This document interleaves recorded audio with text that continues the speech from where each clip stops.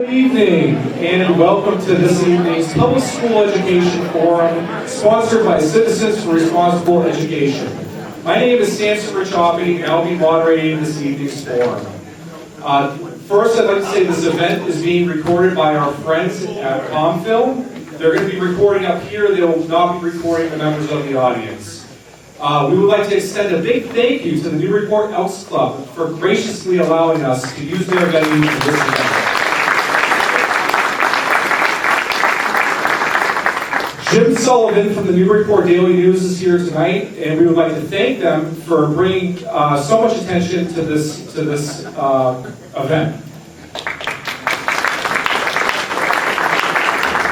We are honored to have Michael King and Jennifer McWilliams speak to you this evening, both of whom will be introduced shortly.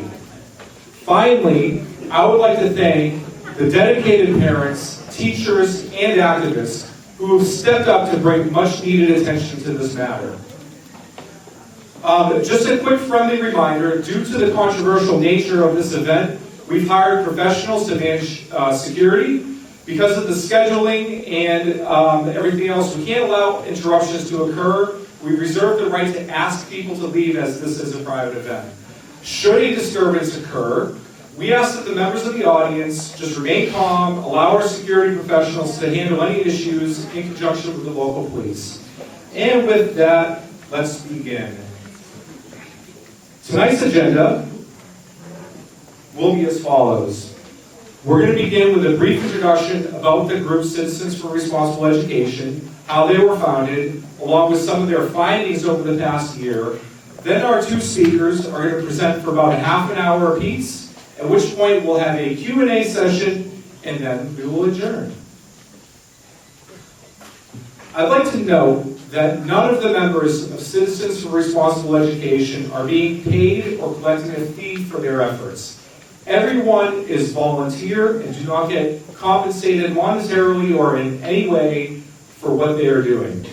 The group started in September of 2021 with a small group of parents who became suspicious after noticing a fundraiser for the Minnesota Freedom Fund on the Newburyport High School's website. It's kind of small, I can't really see it, but that's where it was. They began digging into what the fundraiser was benefiting, like who were the beneficiaries of the fundraiser. They discovered that it was a bail fund promoted by Vice President Kamala Harris during the unrest that followed the death of George Floyd. The parents also noticed a banner titled Anti-Racism Resources for White People displayed at the bottom of the page and began browsing that link. Their browsing led them to this page titled Diversity, Equity, and Inclusion, Anti-Racism Resources, which brought them to the book section for Diversity, Equity, and Inclusion. Now, diversity, equity, and inclusion seems like the kind of thing that makes you say, well, who would oppose such a thing? It sounds kind of benevolent, right? But it's also a term that you might have heard of that's creating a lot of controversy here. For these parents, it was impossible to ignore the fact that it was actively being promoted on the Newburyport High School's website. Plus, these topics can be interpreted as political in nature, and the lopsided representation of the traditionally leftist causes on the public school's website also caused them concern. At this point, determined to get answers, and I really apologize for the small writing. I was anticipating you being able to read what this was. If you want a copy of the slides that I used for this presentation, I'm happy to set you up with them after this event. At this point, determined to get answers, the concerned parents began writing letters to the school about the content of the children's curriculum. Instead of directly addressing the parents' concerns, the school chose to delay, obstruct, and just actively ignore the parents' requests. So they organized and began their campaign to find out just what was going on in the classrooms. The group held their first meeting at a volunteer's home and quickly discovered that they needed a bigger venue because of how much interest there was about what's happening in the schools. The parents were not alone with their concerns. Apparently, others had the same concerns as they. Armed with these concerns, the group started digging, and what they found disgusted and horrified them. There's been active outcry from the community regarding Citizens for Responsible Education's efforts, with accusations that they label everything as explicit or pornographic in an attempt to keep children ignorant about issues like biology, puberty, or sex. This is a myth. We firmly believe that the content being exposed to our children is indeed pornographic and explicit without exaggeration. This book, called Am I Weird or Is This Normal?, was available in the Knox Middle School for children aged 9 to 14 years old. It contains sections like the basics of oral sex, what is backdoor sex, and contains graphic sexual depictions. I say it was available because upon checking last night, it's no longer available in the library or in the Sora app, which I'm going to talk about in a little bit. This tells me, all right, you're picking up on this. This tells me that despite the insistence from opposition that these books are appropriate for young people, somebody from the publishers decided otherwise. Another book called Genderqueer is available in the Knox Middle School library, again for ages 9 to 14 years old.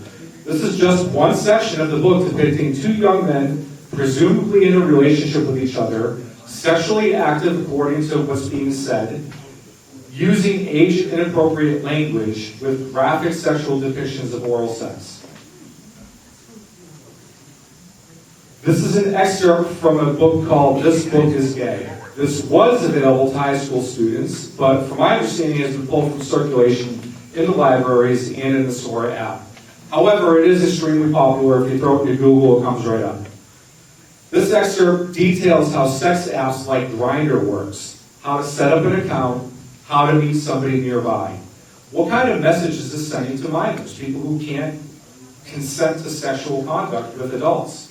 That it's okay to meet with gay men through free internet apps that anyone can download? This book's called Flamer. This section details a so-called game between young boys where the last one to finish must drink the bodily fluids of all the other young boys. I'll spare additional details, but this is available to your kids. Now, we just recently discovered the existence of the Sora app. It used to be that if you were concerned about what types of content was available to your children, you could go to the library and physically go through the books and look for yourself. Well, now they have access to something called the Sora app, which extends much more content directly to the fingertips of your children through this app that you yourselves don't have access to because they only license enough of these things for the students. So in order for you to see what's allowed, you have to get physical control of your kid's device and look at the app yourself. Now, we're just merely scratching the surface of what these parents have found going on in the school system. To speak more about what's happening in our schools, I'm going to introduce you to Jennifer Williams, but first, we have this gentleman, and again, I'm bad with names, so he's going to work his way up here. We decided to extend him 5 minutes. He came here in awareness of tonight's event. I'm just delaying while he walks up here. What was your name again, sir? You can call me brother. I'm sorry, I missed that. Brother. Brother. Brother, come on up, brother. All right. We're going to extend him 5 minutes. I don't know if it's going to be a rebuttal or what, but he just wanted to have the floor for a few minutes to say a message, and we wanted to go along with it. So you want to come down here? Yes, sir. Welcome. Please welcome Brother Carson. Let me say this, folks, and I appreciate the generosity from many of you just now and everything, too. And I'm sorry, my friend, what's your name again? Sam, I appreciate that. So I'm going to start off with my contact information, and I'd like to invite you to reach out to me. I'm not here to... put the mic My up. apologies, folks. There you Are we go. good? Yes, that's All right. better. I've never been accused of that before. Look at that. You can reach me at Professor Blog, B-L-O-G, at gmail.com. My name's N. Carson. And the only thing I want to say, you don't know me. I think some of you might, but you don't know me. But I'm standing here because someone loves me. And I'm here because someone loved me in a particular way that when I continue to think about the things that take place, as y'all engage in this conversation, I want to frame it this way. And I'm not here to cause trouble, okay? Thanks for the mic and all of those things that are there. The examples we just heard, I ask you to think about this in a particular heteronormative way. The literature and the things that exist that oftentimes are absent from our imagination, our memory, that folks engage and think about. I ask that you think about some of the things that are happening to young folks in the state of Massachusetts, but also in a state, in a country, the United States, to queer students who oftentimes don't see their identity, feel lost, growing up in a household where they live with queer parents, feeling invisible. And oftentimes, because of those things that transpire, one of the things that we see here are the rates of suicide that happen. We're talking about emotional learning here and what's positive in terms of emotional learning. But oftentimes, right, someone asked me when I came in here that I must be here to talk about critical race theory. I assume that's because I'm a black man. And for the fact that oftentimes my history is erased. State of Texas is banned, and I know this is Massachusetts, even a use for second and third graders to say the word slavery, because we want to whitewash and we want to forget about those things. And I know that's not what we're here, but yet when we think about the pendulum, especially in terms of what's transpiring, here's what seems to happen sometimes. The first thing that seems to happen is this. One, I ask you to ask the question, why Newburyport? And we think about why Newburyport, oftentimes the narrative extends beyond just books that we're seeing here. Because I assure you, there are other books that deal with topics in a heteronormative way that we're not fixated on. This must be some leftist radical agenda that's transpiring to get us thinking about things that are not healthy, but yet a lot of those things that have been taking place for a long period of time as well. I ask you to think about the fact that you have kids, and many of those kids, oftentimes, some of you may even have queer kids, right?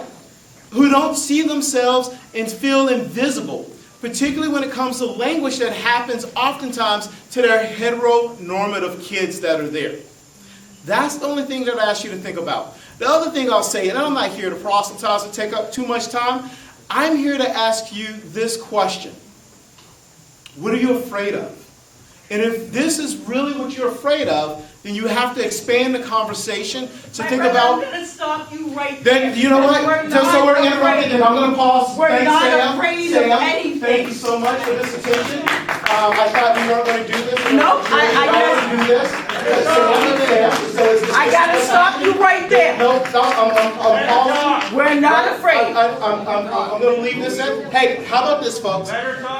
Nope. Yeah, that's the disrespect that I have gotten from that. Because, yeah, right? I'm a sister, right? So I, as a woman, as a mother, I have not finished. don't want certain things pushed on my child, my daughter, my son. Sam, thank you for your time. And yet you will walk away because you can't admit the fact they want to take our men and put them into skirts and cut off our daughter's breasts.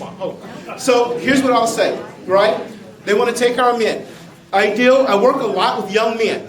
And one of the things that I do with young men is I was telling one of the things. Guys, I want to get on with the forum. So here's what I'm going to say. I'm taking up too much of your time and some of your space.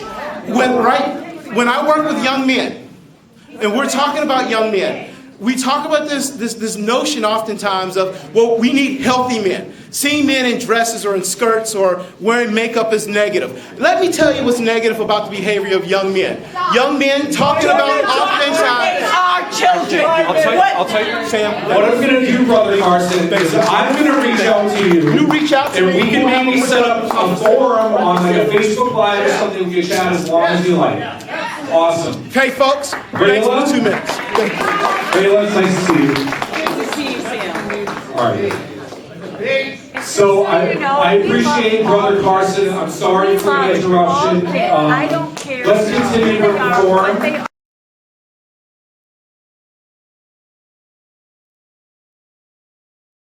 I'd like to introduce. We just need it to be age appropriate. I'd like to introduce Age appropriate. Jennifer McWilliams, who is the country's leading expert on how social emotional learning programs have infiltrated every school district in America. In September of 2019, she started to inform parents and citizens about the concerning changes in the education system. In February of 2020, Jennifer was fired for exposing the social emotional learning program at her school. She now has an ongoing federal First Amendment case to defend her right to free speech.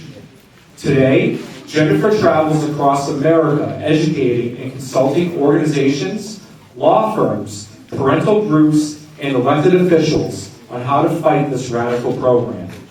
She is the author of she is an author at The American Mind and a consultant for Center for Renewing America. Jennifer is a member of the Teacher Ambassadors for Kids and Country. Please help me with a very warm welcome for our first speaker, Mrs. Jennifer McWilliams.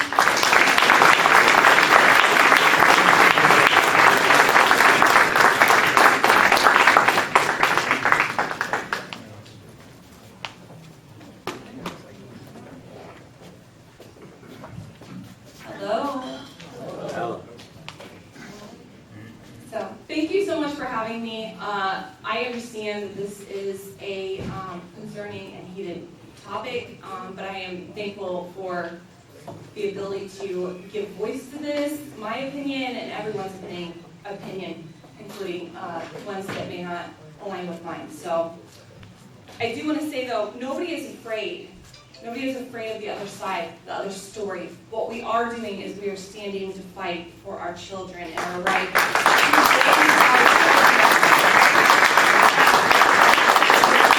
It's not about being afraid. It's about you're the parent and you get to raise your child. That's what it's about.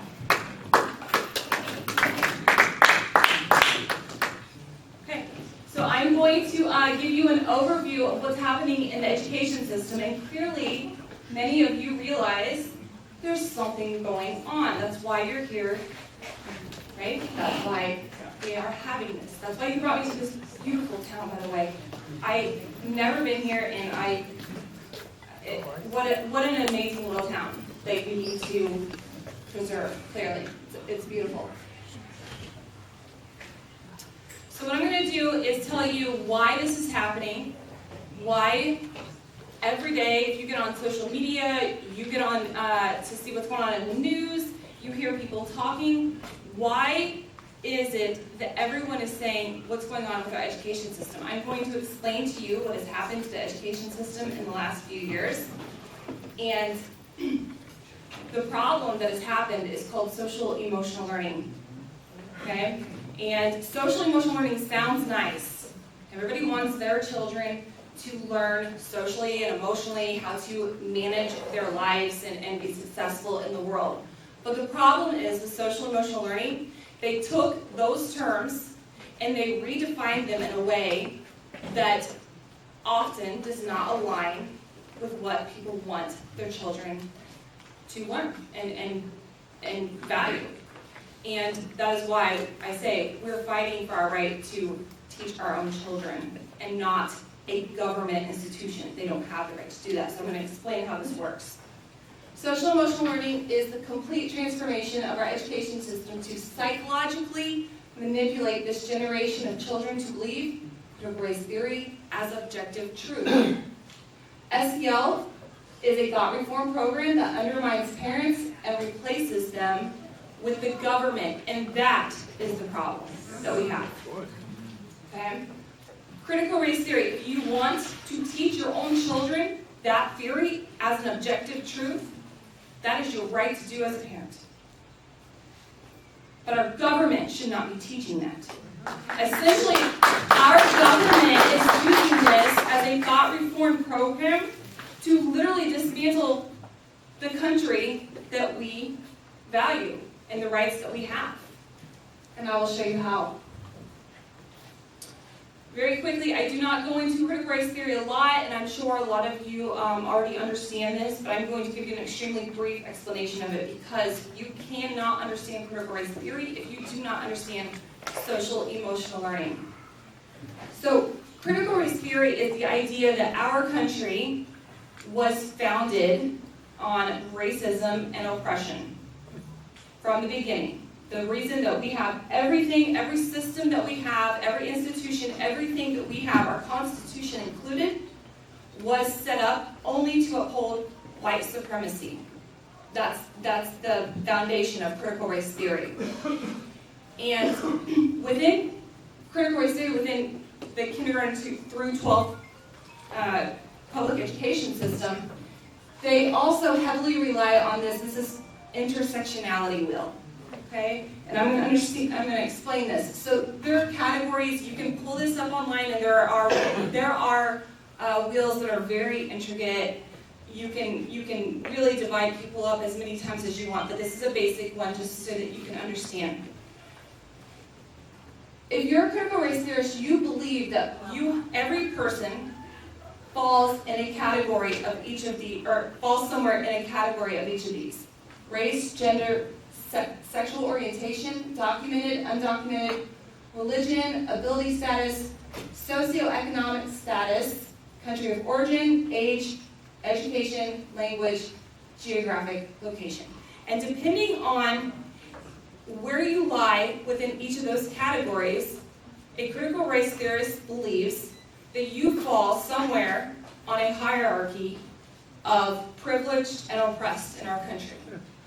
It doesn't matter who you are. It doesn't matter what you do. It doesn't matter your values, what you do for society, how you treat people. None of those things matter.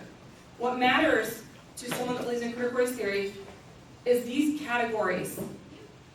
And again, depending on where you fall within each of these categories, you fall somewhere on a hierarchy in our country of oppressed and privileged. And so the things that are coming out of the education system right now are based on those two ideas: the categories and where you fall, and the idea that our country is founded on racism and oppression. And that when you hear them tell you we need to dismantle inequitable systems, it's important to realize a critical race theorist believes the foundation of our country is inequitable. Therefore, they have to take down every system in our country. What they're talking about and what they're teaching the children is to dismantle America. Yes. And then what? Yeah. But social emotional learning, I will explain how it works in the education system, but to me this actually says, to some people, I could probably just shut this down at this point after this slide. Social emotional learning supporters. There are many of them, but I'm going to name some of the big ones. The Bill and Melinda Gates Foundation, the Chan Zuckerberg Initiative, Southern Poverty Law Center, United Nations, National Equity Project, World Economic Forum, Planned Parenthood, and the National Education Association, the Teachers Union. The one here in the corner that I skipped is called the Fetzer Institute, and that might be the one that you have not heard of. I will give you just a very brief explanation of the Fetzer Institute. The Fetzer Institute was founded by a man by the name of John Fetzer. And he was a very successful man. He was big in radio. He owned the Detroit Tigers. He was very, very wealthy. But a lot of people didn't know that his passion in life was to spread his spirituality. He was a devout follower of a woman by the name of Alice Bailey. Alice Bailey is known as the mother of the New Age spiritual occult movement. And she believed in a one world, global spiritual movement. Nothing I'm saying to you this is all, you can look it all up. It's all fact, and I have more information on my website just to give you some context. But John believed heavily in Alice Bailey and her spirituality and experimentation with occult practices. So what he did was he took his wealth and he founded the Fetzer Institute. And the Fetzer Institute is in Michigan, and the entire purpose of the Institute, the mission and vision of that Institute, is to spread a one world global spiritual movement. In 1994, they brought education leaders, specific education leaders that they knew would help push this, to the Fetzer Institute, and they had a meeting, and at that meeting, that is where they coined the term social emotional learning, and they founded the housing unit that I'll talk about more in a minute, but called CASTLE, the Collaborative for Academic, Social, and Emotional Learning. So social emotional learning and housing unit that really controls all the strings, CASTLE, were founded at the Fetzer Institute. The Fetzer Institute, in their theory of change, their documentation for what they're trying to accomplish, says in their theory of change that they needed, in order to carry out this mission, they needed an entry point into the education system that was innocuous, and once they were able to get that entry point, they would start spreading this new spirituality. That entry point was social emotional learning. Now, if I come across anybody that wants to practice that in their own home, I believe in America. You go right ahead. But our government is violating our Constitution, undermining parents, and seriously harming our children by supporting this. And it's not okay.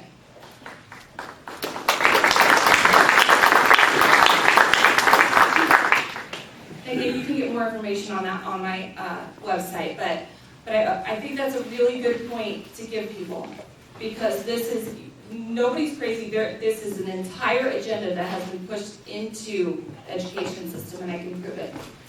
So, social and emotional learning programs, one of the things that is extremely confusing for people is that there are over 100 social and emotional learning programs in our country that schools use. So I'm not going to go into a lot of detail, but I took a job in 2019, very small school in Indiana, and when I realized what was happening, I spoke out against it in my own time, but I opposed it.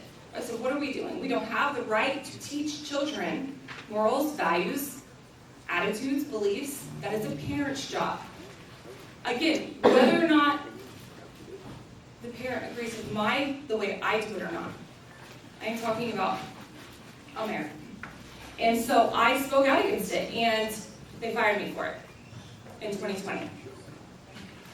When I started to get attention for it, and I was trying to speak out and say, I was speaking out against social and emotional learning, I found very quickly that people had no idea what I was talking about. First of all, they didn't know what social and emotional learning was. And then secondly, even when I explained it to people, they believed it wasn't happening in their school district, and the reason is because they have 100 programs, and it's all on purpose to deceive you, so that it's very difficult to track. Some of the school that I was fired from used a program called The Leader in Me. There is, these are only a few, but conscious discipline. Second step is a massive one. It's in every state. Mind Up, Pathways. There's a Michigan Model for Health, Tools of the Mind. But again, there are over 100 of them. So if your school, these don't ring a bell, just ask them if they're using social emotional learning, because here is what is important. It's not the name of these programs. What's important is that they all follow the same framework. And that framework comes from CASTLE, the organization that was founded at the Fetzer Institute. If you dig into your state education department in social emotional learning, at somewhere you will find CASTLE referenced, and you will find this framework. If your school has a SEL program, and it wasn't listed in the very few that I had listed, It doesn't matter. Look into that website, do a little digging, a little bit of clicking, and you'll find this. This is where the focus needs to be. But they use all of those programs in the deception of language to deceive people. So don't be deceived by it. This is the problem, and it looks very nice, right? So I'm going to explain this to you. This is the framework that social emotional learning operates on in your school.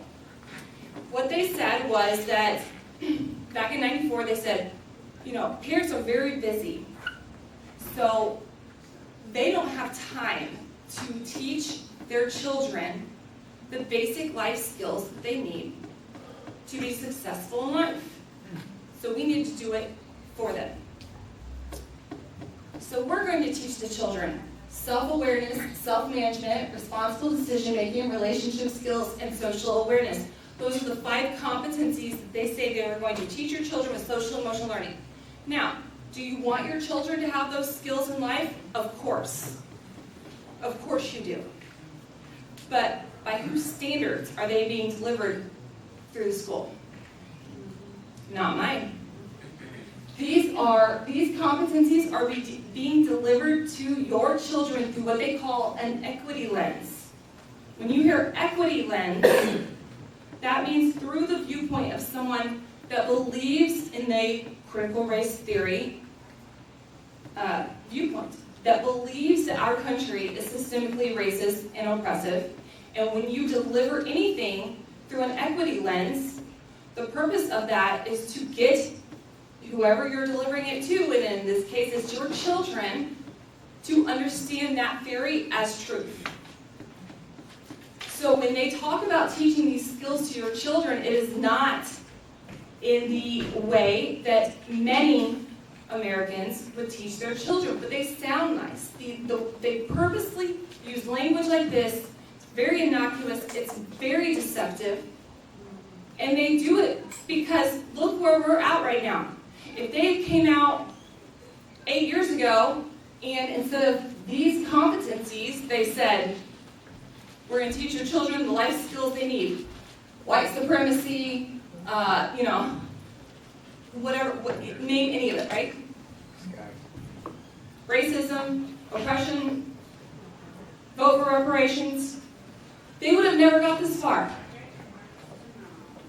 But they're teaching them through that lens because it sounds nice and it got away from everyone.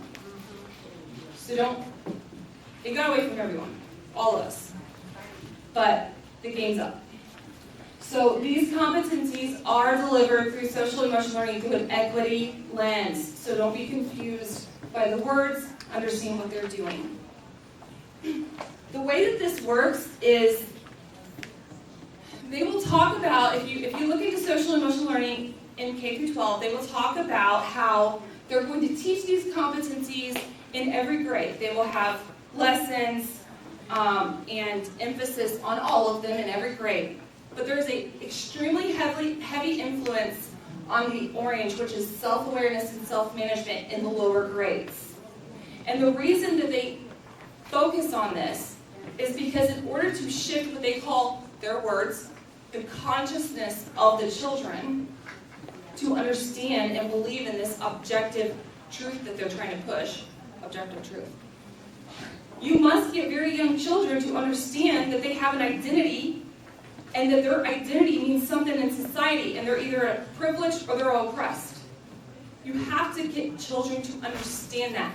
So right now when you get on social media or wherever you're seeing the problems, it's small problems. It's not small, but problems here, problems there, problems there. But what they're doing, like if they're reading kindergarten, first graders, books about pronouns, they're trying to get them to understand what is my identity. Because they want them to start understanding that they have a responsibility in society. Once you get a child or anyone to understand what your identity is, you move them over to responsible decision making. And the responsible decisions that they're pushing on children are not the responsible decisions I want my children to understand. It's responsible decisions based on, are you privileged?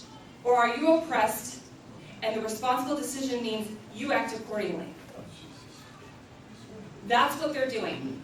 So when they read stories to these children, these controversial lessons, this emphasis on things that you don't want your children to have an emphasis on, it's because they're trying to play social emotional learning. They're exploiting these young, innocent children, their emotions, their natural, their natural empathy, their innocence, and they're exploiting it.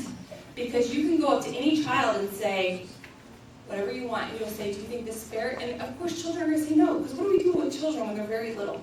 We say, share your toy, do all this. They're exploiting these children.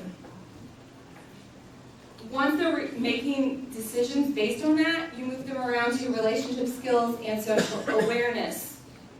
There's heavy emphasis on this, and notice it's green. That's where they want them. There's a heavy emphasis on this in the higher grades because this is where they train the activists. This is where they do lessons, and they push the idea of what are you going to do about it? You live in America, now you understand, you have an identity, you understand that there's oppression in our country of the systems, now what are you going to do about it? This is where they train the activists. Reality intervention. Social emotional learning changed the way that students learn by implementing a political teaching method that develops a radical ideology viewpoint of the world. Social emotional learning was a systemic change. So when they brought this in, across the country, it came in around 2016. There were a few districts that had a little bit before that were piloted, but most, at least 90% of the public education system in America had it by 2016. It was a systemic change because what they did was they looked at the statistics of achievement gaps, and instead of saying, they could have had there's a lot of reasons you can put on that, but what they said was, well, it's because you're racist. So we have to have a systemic change to fix it. That's what they did. So they changed the way that they teach. This is how they train students that go to college, and this has been going on for a long time. I didn't graduate yesterday, and I have this training as well. Culture responsive teaching. Students must develop a broader socio-political consciousness that allows them to critique the cultural norms, values, mores, and institutions that produce and maintain social inequities. This is the teaching method for every subject that they are pushing. This is an activist political method, and it is not their job. Culture responsive teaching, which is CRT, the other CRT, it's the praxis of critical race theory, uses lessons as a way to engage students in conversations around systemic privilege and oppression. And one of the things that they do heavily, and that's why there's a lot of focus on the books right now, is that they use one of the tenets of critical race theory called counter storytelling. So they have replaced the resources and the materials in the education system that teachers can use with counter storytelling. So basically whatever you were told as you were growing up, especially anything that values America, they are now flooding the system with resources and materials that are counter storytelling the opposite of that. That's why you are seeing all of this divisiveness in the books and the resources. It's because they are it's a brainwashing program. It is a 12-year brainwashing thought reform program, and they're trying to shift, again, this is their words, the consciousness of the children. And if you remember what I said in the beginning, they already determined, parents, you can't parent. You can't even teach the basic life skills that you need for your children to be successful. You certainly cannot make medical decisions for your children if you can't teach basic life skills.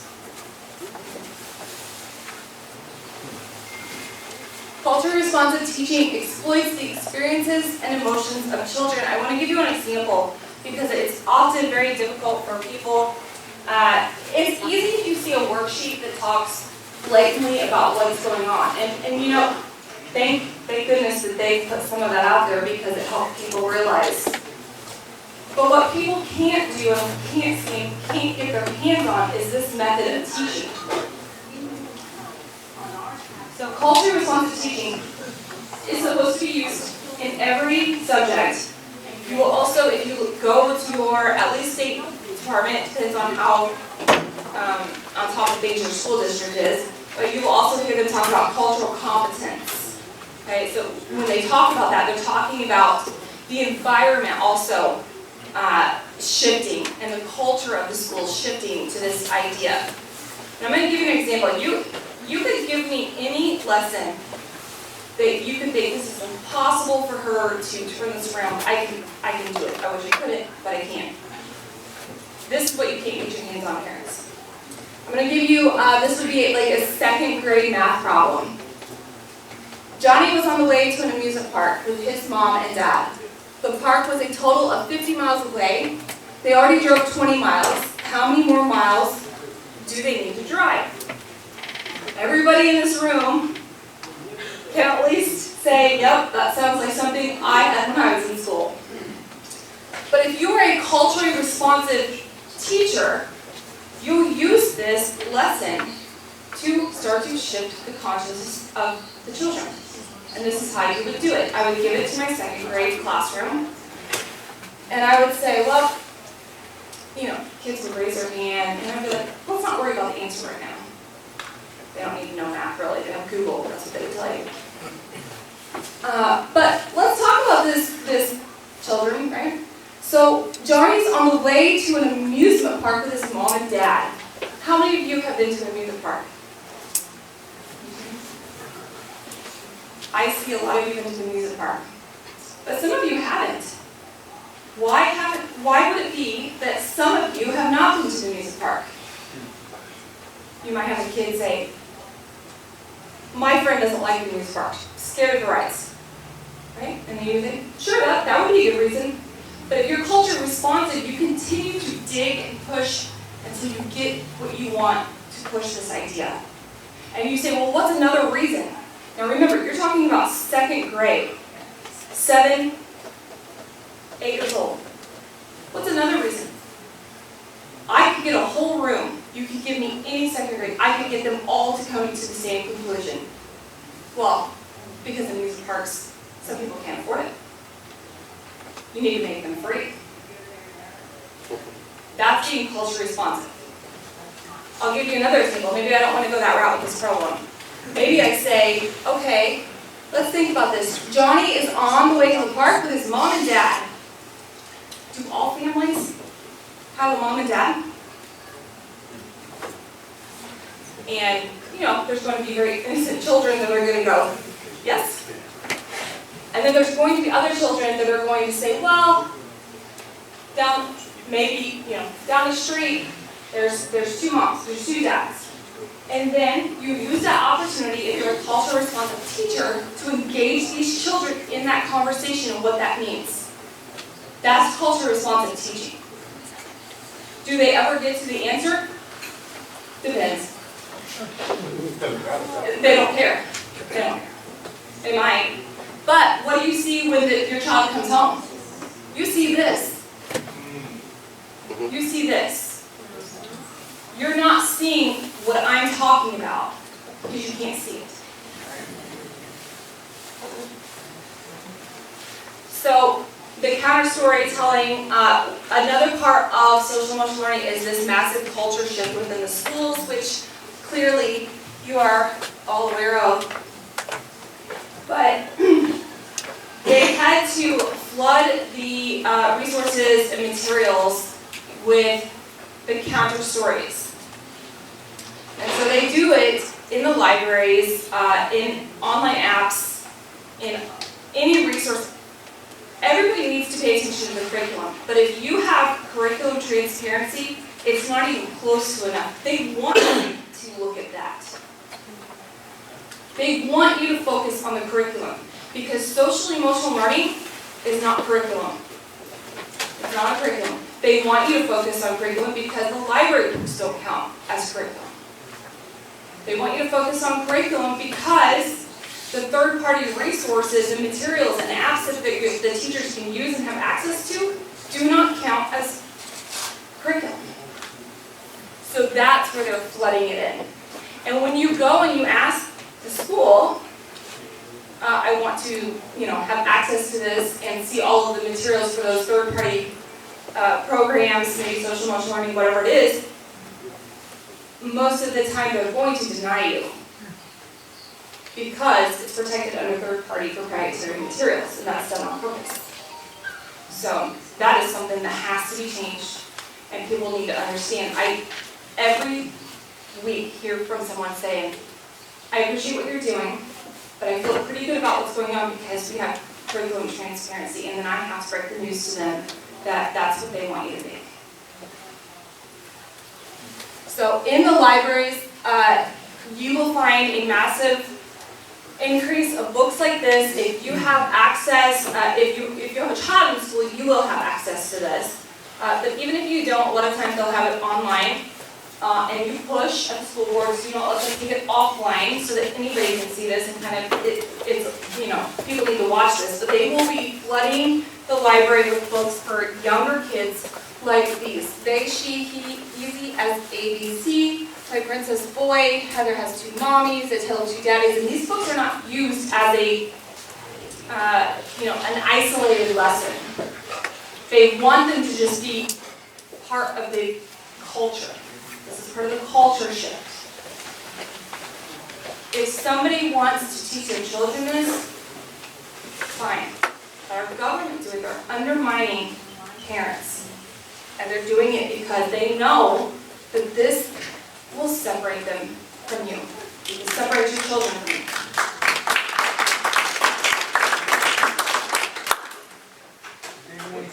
The different dragon. I just wanted to point out because it is not clear what it is, and I want people to realize you have to open the book. This is also about a same-sex marriage, and so just make sure you're not only looking at the cover. When you get to the higher grades, there will be a lot of books that will push the idea of privilege and oppression, or they will push the idea of gender ideology and sexual preference. These books stamped The Hate You Give push the idea that our country is systemically racist. It floods emotions in these books to get kids angry and put them against each other. The one in the middle, 6, the All You Need to Know Sexuality Guide to Get You Through Your Teens and 20s. The books that are coming into the library, there's 43 states in our country that have what's called a loophole. And you could give this book, as an adult, you can hand a book to a child on the street, and in 43 states you would be arrested and charged with a felony for giving pornography to a minor. But our education system does it through the loophole under the guise of education. And there's nothing educational about it. It is flat out pornographic. It is for conditioning and grooming children. It is making it normal. You break their inhibitions so that it's just normal. Social credit scores. Social emotional learning is collecting a massive amount of mental health data on children through surveys. This data is creating a psychological profile for students by analyzing their personality traits. That's a mouthful, and it's all true. Social emotional learning, when it comes to the school, you'll see this language, look for it. We'll say, this is great, you can't argue the data. You can't argue the statistics. This is data-driven. Well, it's data-driven, but it's based on their own data that they're coming up with so that they have talking points to push back on all of you. So when you hear these points and you hear these statistics, don't buy it, and I'm going to show you why. When you understand it, they really are going to have a hard time arguing it. You bring social emotional learning into the school, and you have to make changes to the school because it's a systemic change like I talked about. You change a lot of things in the school. You change the way the discipline works, which actually creates more chaos. You change the teaching method. You change the resources and materials, but you make sure those things are protected from parents being able to see them. And then you use a survey. You give children a survey of very subjective questions, and you interpret it in a way that gives you the data you want, so then you can go, social emotional learning is working. So I think I saw a sign out there. Social emotional learning is good for the students. Well, that person holding that sign must have saw that data, because they are interpreting the data to get the results they want, to continue pushing this on you, and to put a barrier between you, how you argue with the data. I'll show you how. So the data is what we call a self-fulfilling prophecy. They give in-class surveys, like student data. What they'll tell you is they're going to check on the climate of the school. Or we just want to check on all those kids and see how we can improve the school. Or we want to check on how our program is going, so we just want to, take a survey. That's what they'll tell you. You interpret the data through an equity lens. Okay? The equity lens is through the viewpoint of someone who believes our country is oppressive. Those results are stored and evaluated on every child. If you have a child in public education in the public education system right now, the government has a psychological profile that they've been building on them. These surveys actually are clusters of questions that they use to profile their personality traits, and it's stored by our government.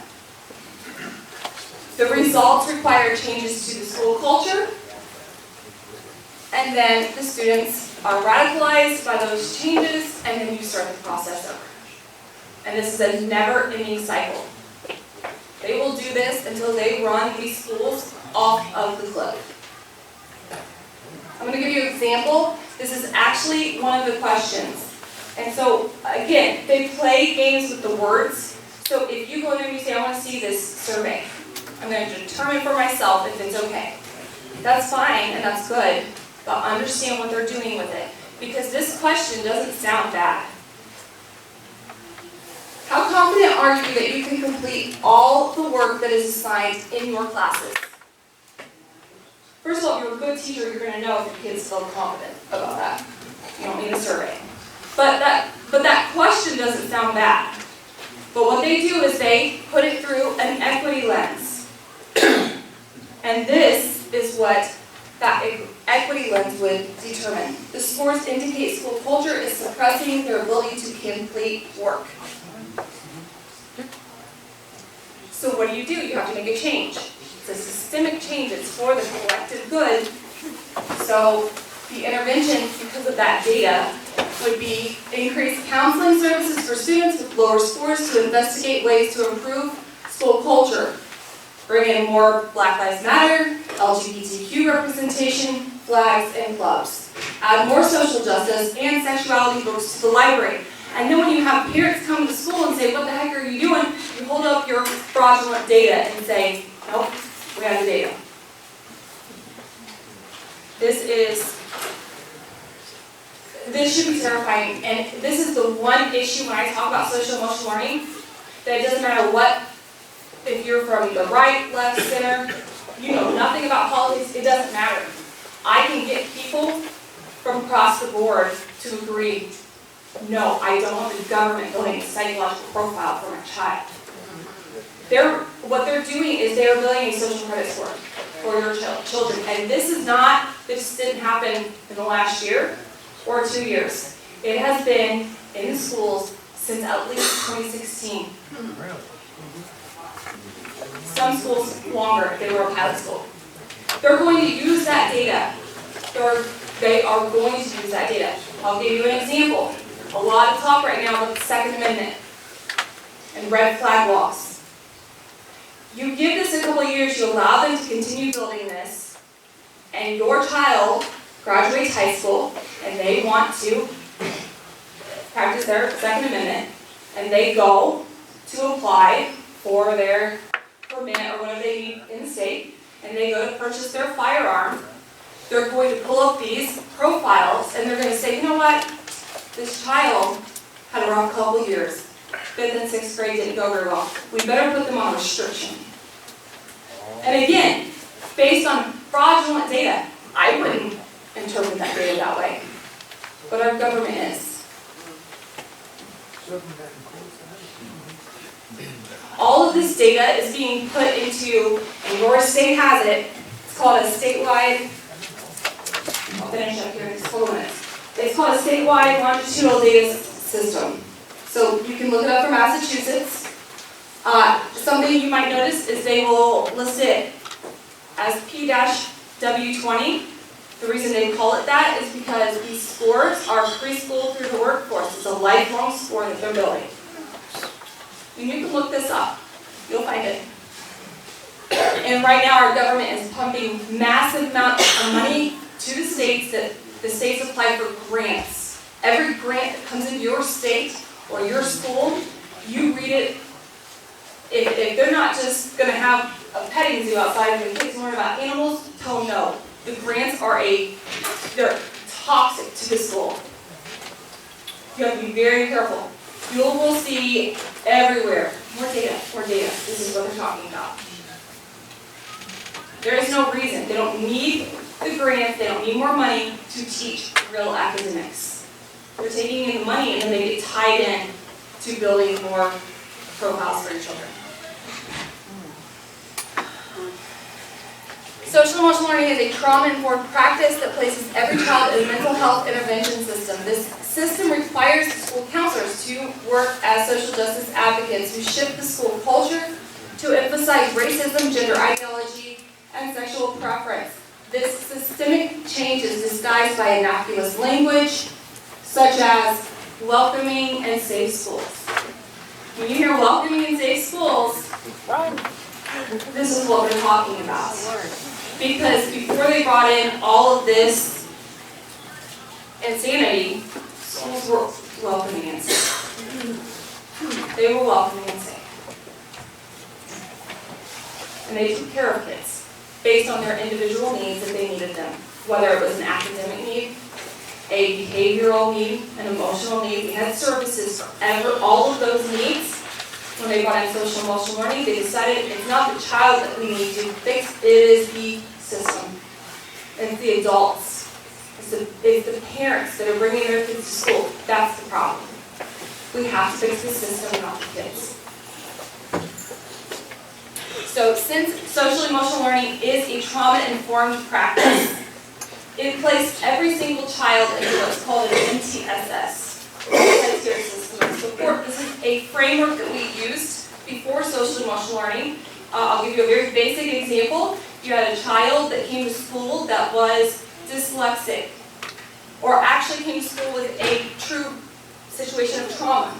You're adults, we all understand that happens. So we need, we want the schools to be looking out for children. They're exploiting that and taking advantage of it. Social emotional learning came in, it placed every single child, not based on an individual need, but based on the idea that they are raised in a systemically oppressive country. Put them all into MTSS, interventions, mental health services. Social emotional learning is a tier 1 mental health service. So if you have a child in school, you didn't know that, probably. I would assume most people don't.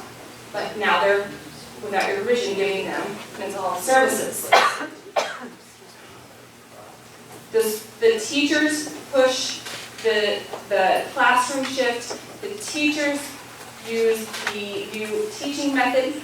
Not all of them, some older teachers, but quite honestly, they're being held captive at this point. They're prisoners of this. They know it's not right. They just want to teach the children to retire. But the ones that are coming out of the colleges have been trained this way. And they don't know any different. But the school counselors, and there's always someone in the room who's like, this is not your guidance counselor. This is not, they have changed it. The school counselors, and they don't like to be called guidance counselors anymore because that implies that you're looking at a schedule and saying, well, you need to have this next history class. They changed it to be school counselors, and they, in their documentation, are now what they call social justice activists. And this is your school counselors in every single public education school. All of them. And they all follow the guidelines of a national model, even if they don't have a certificate from this place. It's called the American School Counseling Association, ASCA is what we call them. And they are responsible for pushing this massive culture shift. And I'm about done here, but this is extremely important.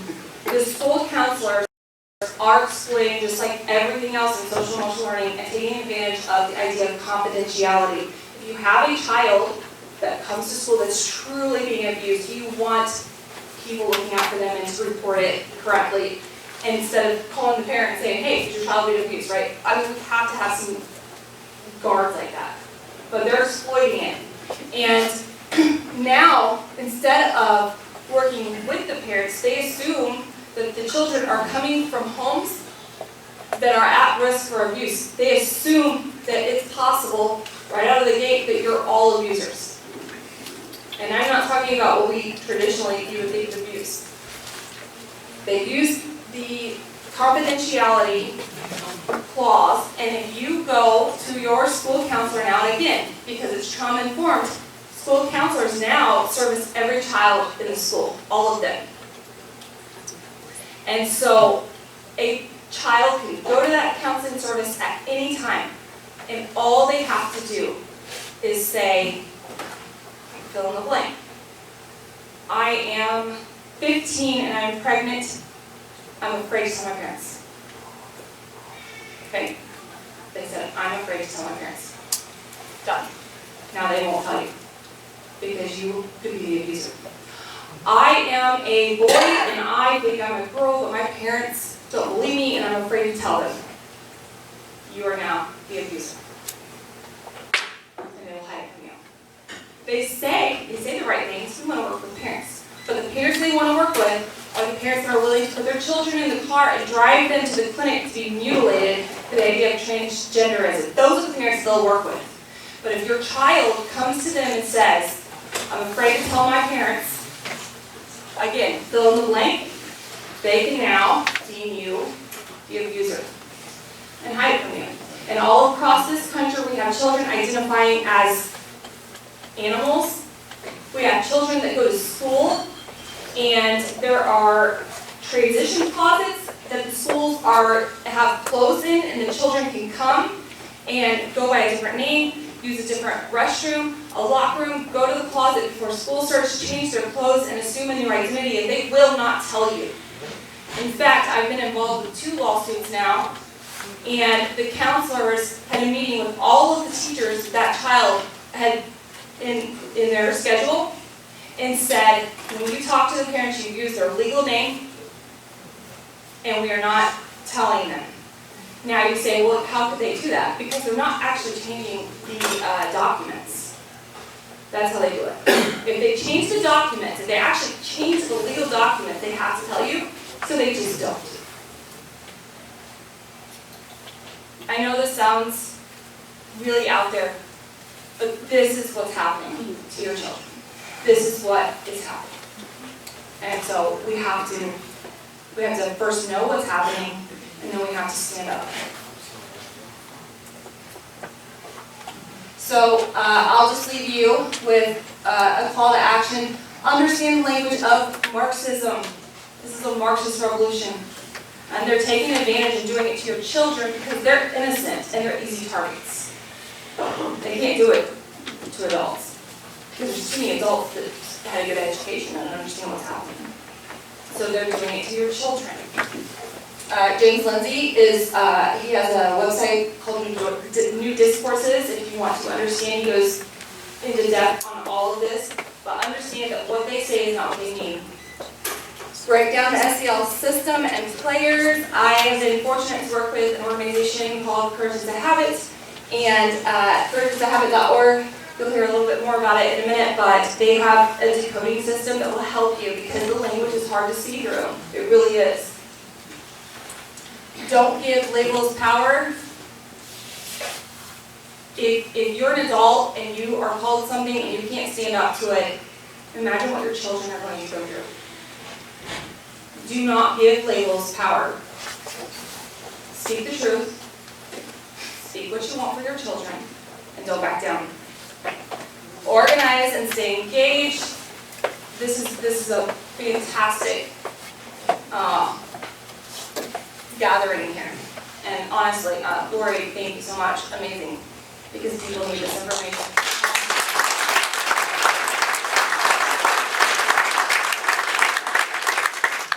Opt out of the surveys. You still have the right to get out of the surveys, but you need to tell everybody you know. And you have to stay on top of it. So get out of the surveys. There are still ways they will collect data, but that is a big one. And Courage to Have It has a form for you if you go to their website that you can get that will help you understand and explain to other people why you need to get out of the surveys. Get them out of the data. Even if you want some of this to be pushed on society, get your children out of the data. They're going to use it. It's weaponizing the government against your children. Watch the grants and contracts. Again, I made a joke earlier about the animals, but really, our schools have plenty of money. You know it because you pay taxes. They can teach academics, but they need the grant money to push this crap on your children. Stop the grants. They don't need anything else. And then bring in a lawsuit.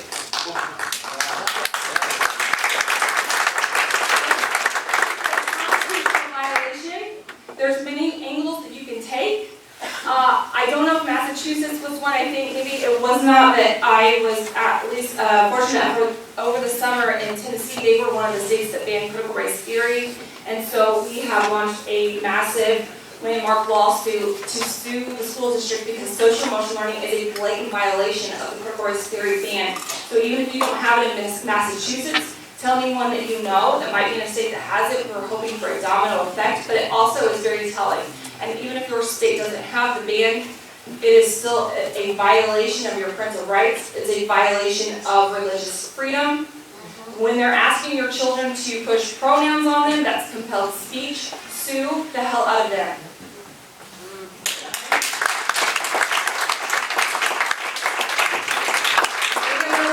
I seriously thank you so much. And thank you for being here. I really appreciate it. Good job, Ms. Lawrence.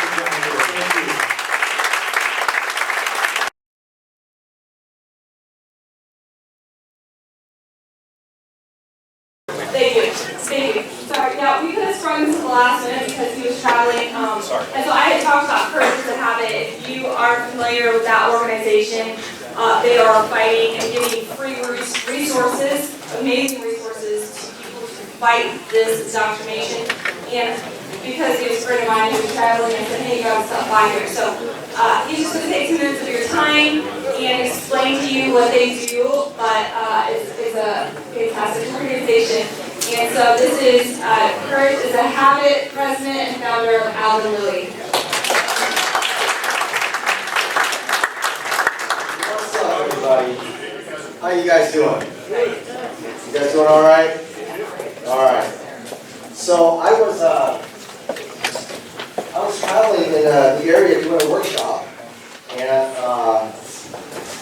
my friend Jennifer was telling me that you guys got this awesome event going here. So I figured I would come over here and give you guys one of my tools here. So I'm going to see if I can get this to go here. It takes a second. So I'm from an organization called Courage is a Habit. Now, I'm just going to give you 15 seconds, and then I will get to what I came here for. Why do we call it Courage is a Habit? So, I'm of the mind that you all know how to defend your children. You all know how to do it. You don't need someone to tell you how to defend your children because you've been doing it for eons. That's what parents have done. I'll move it to you. If you had a child, your grandchild, that was in a burning building, and they were screaming for your name, you would not stop and say, let me go ahead and check with an organization to see what I have to do. No matter who told you any words, any labels, called you any names, you would run into that building and risk your life for your child and your grandchild. I know this especially because my mother loves her grandchildren so much that she's taken all the pictures of me out of her house. So I understand the power of grandparents. You would risk your life and go save your children and your grandchildren, yes? But somehow, when schools are trying to indoctrinate your children and sexually mutilate them and turn them against you, if someone points a finger at your face and calls you a bigot, you stand down. Why? Why is that? It's because you made fear a habit. So, what I believe is if we start to give you these tools and this confidence to stand up for your children and remind them of how to stand up for your children, then you will make courage a habit. And once you do that, you don't need us because you know what to do. So, we recently came up with this tool on teaching you yet different opponents that you will be facing. And since I was in the area and I was coming through, I thought I would bring this and share it with all you fine people. You guys want to see it? You guys want to see it? Yeah. Don't see it, abusers. If you guys take out your phones and go to courageisahabit.org, you can download this right after this. But you can take a picture at the end, and then it's courageisahabit.org. Okay? So, you can download it. You can take pictures if you want. If you don't have to take any notes, just sit back, relax. I'll take you through this tool and how to use it. Okay? But you can go to courageisahabit.org and download this. Don't see of abusers and how to spot them. These are the 6 types of opponents that you will face. Okay, only 6. The first one is the activists. They're the ones that will infiltrate your schools and undermine all the excellent standards. They infiltrate your city councils, all the committees that none of us have paid attention to. You turn around and you're like, what in the world happened? These are the activists. These are the people that are radical. They usually have 1 or 2 lanes. If they're pushing critical race theory, that's what they push. If they're pushing the transgender cult, that's what they push. But they're very, very specific, and they're just super aggressive. You know them. They don't hide what they're trying to do. We consider this threat level high because they're the ones that your job is whatever your job is. And your families, and your hobbies, and everything that you do. Their job is this.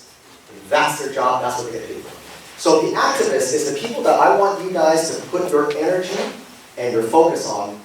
Expose them, humiliate them, run them out of your schools. Okay, those are the people.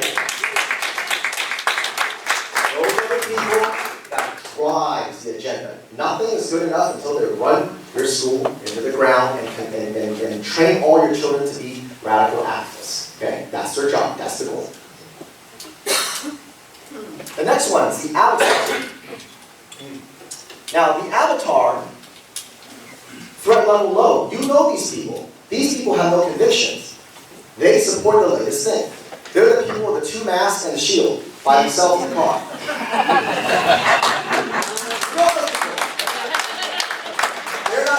They don't have any harm. They can't do anything unless they're in a group. You know the avatars. They're standing across the street. Okay. They might have 1 or 2 activists in there, but mostly avatars. Okay. So they're pretty harmless. They're the I support the current thing. They have 0 knowledge on anything. They can only spit out the things that they read. They basically swallow slogans. They swallow slogans and spit them back out. That's it. So don't waste any time on them. Their threat level is low. The liar. Okay, now you all know the liar because you run into them on social media. When you say, hey, you guys are teaching critical race theory, or you're trying to sexually indoctrinate my kids on social media, what did they tell you? No. It's not happening. Or, show me. There you go. Show me proof. It's not happening. Show me proof. And when you show them proof, you go here. It's in this school. They'll say, well, can you prove it? It's actually in that school? You go, yes. Or can you show it? It's in every school in Newburyport? And then you show them that. It's like, well, can you show it in every class? They always move the goalposts, right? Now, their threat level is medium. It's only medium if they can waste your time. 2 hours later, you're on Twitter or Facebook arguing with them. At the end of 2 hours, nothing's changed. All they did was move your focus away from fighting these guys, the activists. So don't do that. Don't fall for the, it's not happening, show me proof. Okay? Because the liar is actually the activist, but they're too much of a coward to come out and say it.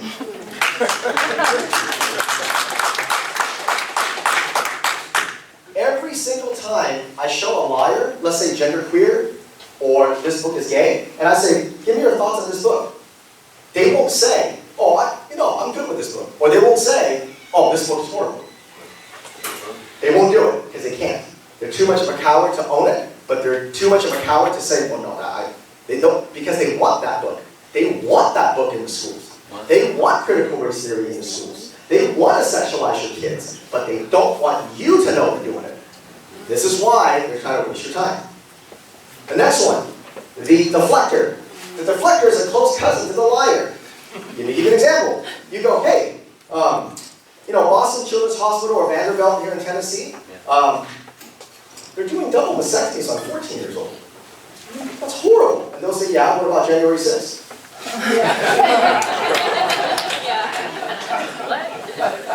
They'll say, hey, they're doing a castration on like 15-year-old boys. And you'll be like, yeah, well, what about police brutality? They'll say, hey, the drag queen story hour. You're arresting, all these drag queen story hours with molesting kids. And they'll say, well, yeah, but what about pastors? Okay. So, the deflector always want to drag you into rabbit holes. Okay, don't do that. Don't, and like I said, the threat level is only medium. And then the moment you get them in the corner, they turn back into a liar. We'll show you proof. The next one, you guys know the next one, trolls. That's easy. Everybody recognizes trolls. They come in and say nonsense. Usually you guys can recognize a troll you ignore, right? So the threat level is low. So, don't get into any tit for tat for them. They're just trying to waste your time, right? The troll's easy. They're usually, they're not creative. They just come in and say one or two things. You guys all recognize the troll. It's these guys, the deflector, the liar, that's talking. Okay? The last one. Out of the 6 profiles, there's only 2 profiles where we rank threat level high. The first one is the activist, which you guys all recognize. Here's the one that you guys don't recognize, the spineless. The spineless is the wonderful, nice teacher, school counselor, principal, superintendent, and you say, sir, why do you have this book? Why do you have 2 boys giving each other a blowjob in the school? And they go, oh, we don't show that, it's okay. And they're so nice. And then you try to tell parents, and you go, hey, I think this teacher's doing it. And they go, but she's so nice. Or he's so nice. Right? He's so kind, he's been here for so long. Now, I do not believe that the spineless wake up in the morning like the activists and say, I'm going to do this to kids. I actually don't believe they do that. I believe that they're spineless. And they cannot stand up to the activist groups that push against them. They take the path of least resistance. Yes. But if they can't stand up for themselves, they sure as hell can't stand up for your children. So maybe you do like them. Maybe they're a friend or a neighbor or they're in your community. Maybe you have them over for dinner, you go out and get a beer with them. I know a lot of nice people.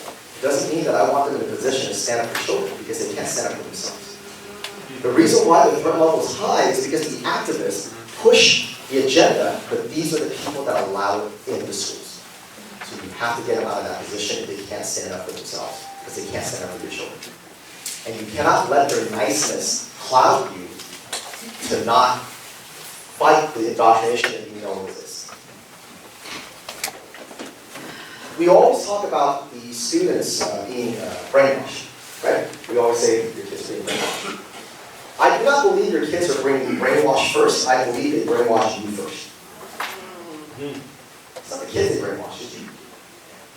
And they do this brainwashing in one simple way. They take advantage of your kindness, all the while telling you how unkind you are.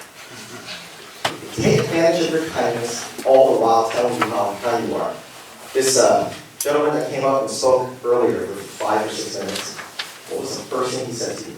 Kids are killing themselves, kids don't feel great, what do you guys do? take advantage of your kindness all along telling you how kind you are. I'm going to prove in 15 seconds how not racist or homophobic or transphobic that all of you are. Okay? 15 seconds. If you guys are as transphobic and homophobic and killing children and all the things that you're accused of every time you try to stand up for your kids, your schools will not look like this. Your schools will not look like political indoctrination centers. Because if you were really racist here in Newburyport, the first time a Black Lives Matter flag came in, you would have ran them out of town. The first time a rainbow flag came in, you would have ran them out of town. But you didn't. Why? Because you guys are the complete opposite of what they accuse you of. In fact, you guys are too kind. Take advantage of your kindness all the while telling you how unkind you are.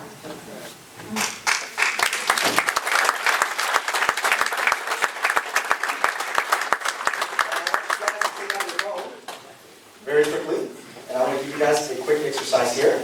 2 minutes, and then I'm done. Thank you for giving me the time to come by and hijack your.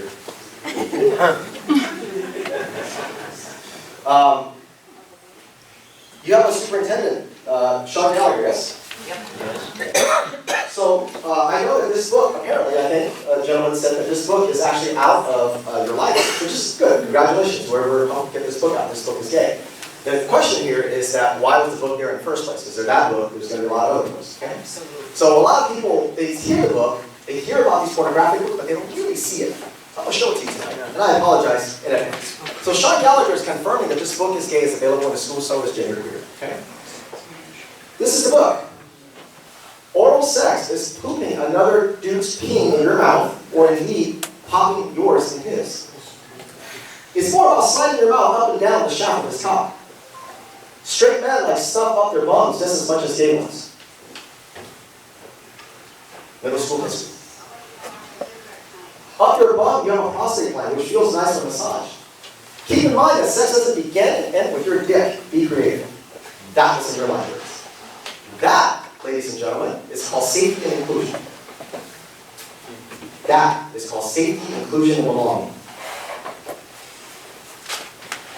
I have used Grindr. The advantages, Grindr's an app, by the way. The advantages, another dude's peeing in your mouth, or indeed, popping yours in his. It's more about sliding your mouth up and down the shaft of his cock. Straight men like stuff up their bums just as much as gay ones. Middle school history. Up your bum, you have a prostate gland, which feels nice with massage. Keep in mind that sex doesn't begin and end with your dick. Be creative. That was in your libraries. That, ladies and gentlemen, is called safety and inclusion. That is called safety, inclusion, and belonging. I have used Grindr. The advantages, Grindr's an app, by the way. The advantages are you can get what you want quickly. The downside is that it's the same people repeating this, so you can get very boring very quickly. I've met a variety of interesting people through sex apps. Now, Sean Gallagher said in an article from the Daily News, I guess that's one of your articles here, Daily News, he said that all parents have to do is petition for a book to be removed from circulation. All they have to do is submit the proper paperwork to get the ball rolling. He said that. There's an article in the Daily News. He said all parents have to do is submit the petition and get the ball rolling, get the schools out, get the books out of there. So he gave you a model. I commend that. I hope every superintendent says that. So I should think that you should take out your phone. I want you to take this picture. Okay? But he said, but he goes, has that happened? He goes, no, it hasn't. You guys haven't done this. Okay. So Sean Gallagher, this is his email, his phone number.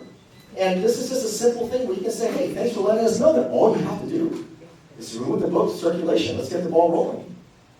I want you to email him and say, this is what you said, so let's get the ball rolling. And every book that you find from now on that's like this, let's get the ball rolling and take him up at his offer. Because that's what he said.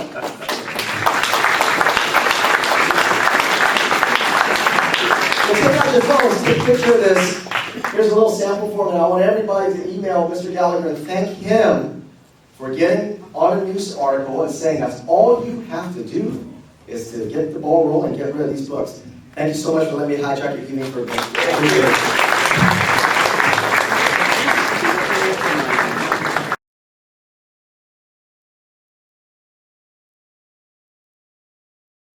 So I'm the moderator of this event, and between these two speakers, I felt like I'm pretty well informed. But yeah, I'm learning stuff just as well as everybody else, and I'm very thankful for these speakers so far. Thank you.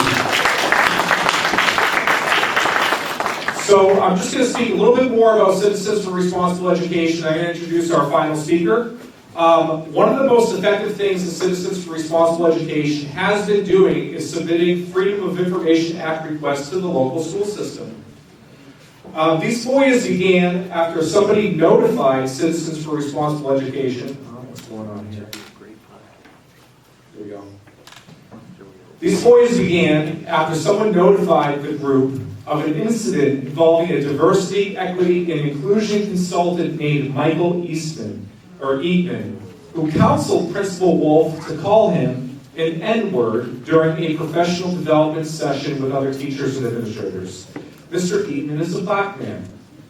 This obviously made a lot of people present at this meeting quite uncomfortable, spurring this apology, which I apologize if you can't see it, but this is an email where Principal Wolf reached out to everybody who was present. He apologized for his use of the N-word. After discovering this was made aware to the group. Citizens for Responsible Education teamed up with another group called Parents Defending Education and began digging into how this consultant was hired and funded. Where'd the money come from, right? So after much back and forth between the school and Citizens for Responsible Education, including a demand that they pay $40,000 to comply with the FOIA request, Citizens for Responsible Education received information that indicated the school paid Eatman from federal funds called ESSER, which were earmarked specifically for COVID-related relief, right? While there appears to be some debate between our group and the school system as to whether this was an appropriate use of those funds, there's one fact that cannot be ignored. When this group uncovered the ESSER funds were allegedly misappropriated, they sent this evidence to Congress, who issued a letter demanding accountability on how ESSER funds are being appropriated throughout the entire state of Massachusetts, and specifically cited Newburyport. From this letter, and I'm quoting from this congressional letter, one particularly bizarre example is from Newburyport, Massachusetts, where the Newburyport Public Schools spent at least $56,800 in ESSER funds to hire a consultant named Michael Eastman. According to documents obtained by the Committee on Oversight and Reform, Republicans, Mr. Eastman's services included coaching a high school principal to use a racial slur in front of other faculty members. Now, I assure you, there are more FOIA requests to come, and I bet you we're going to find all sorts of additional misconduct when we get them back. And on that note, I would like to introduce to you our final speaker, Mr. Michael King from Massachusetts Family Institute. Michael King is the Director of Community Alliances at MFI. He's spoken at about 200 churches in Massachusetts over the past 6 years, educating and inspiring people to get involved in their local schools and government. Michael was thrilled to be part of the historic opt-out sex education movement in Worcester last year. Over 3,800 students opted out of pornographic sex education in kindergarten through 12th grades. He is also excited to be working with about 30 churches across Massachusetts that have decided to start learning centers to meet the educational needs of so many students leaving the public schools in Massachusetts. Yeah, go ahead. It's good, it's great.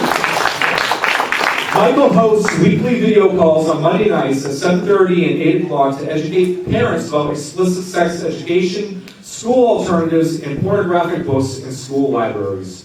For more information about these weekly calls regarding sex education and school alternatives, text the word champion to 87891. And for the call regarding explicit books in school libraries, text the word books to 87891. I'll provide all this information to you separately at the end. We'll make it available on our Facebook page if you want to get in touch with these people in the future. Without further delay, I'd like to welcome Mr. Michael King.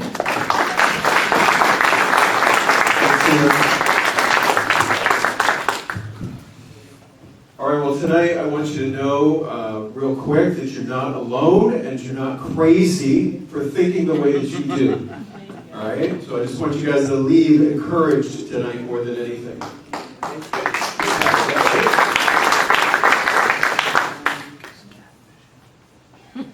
Okay.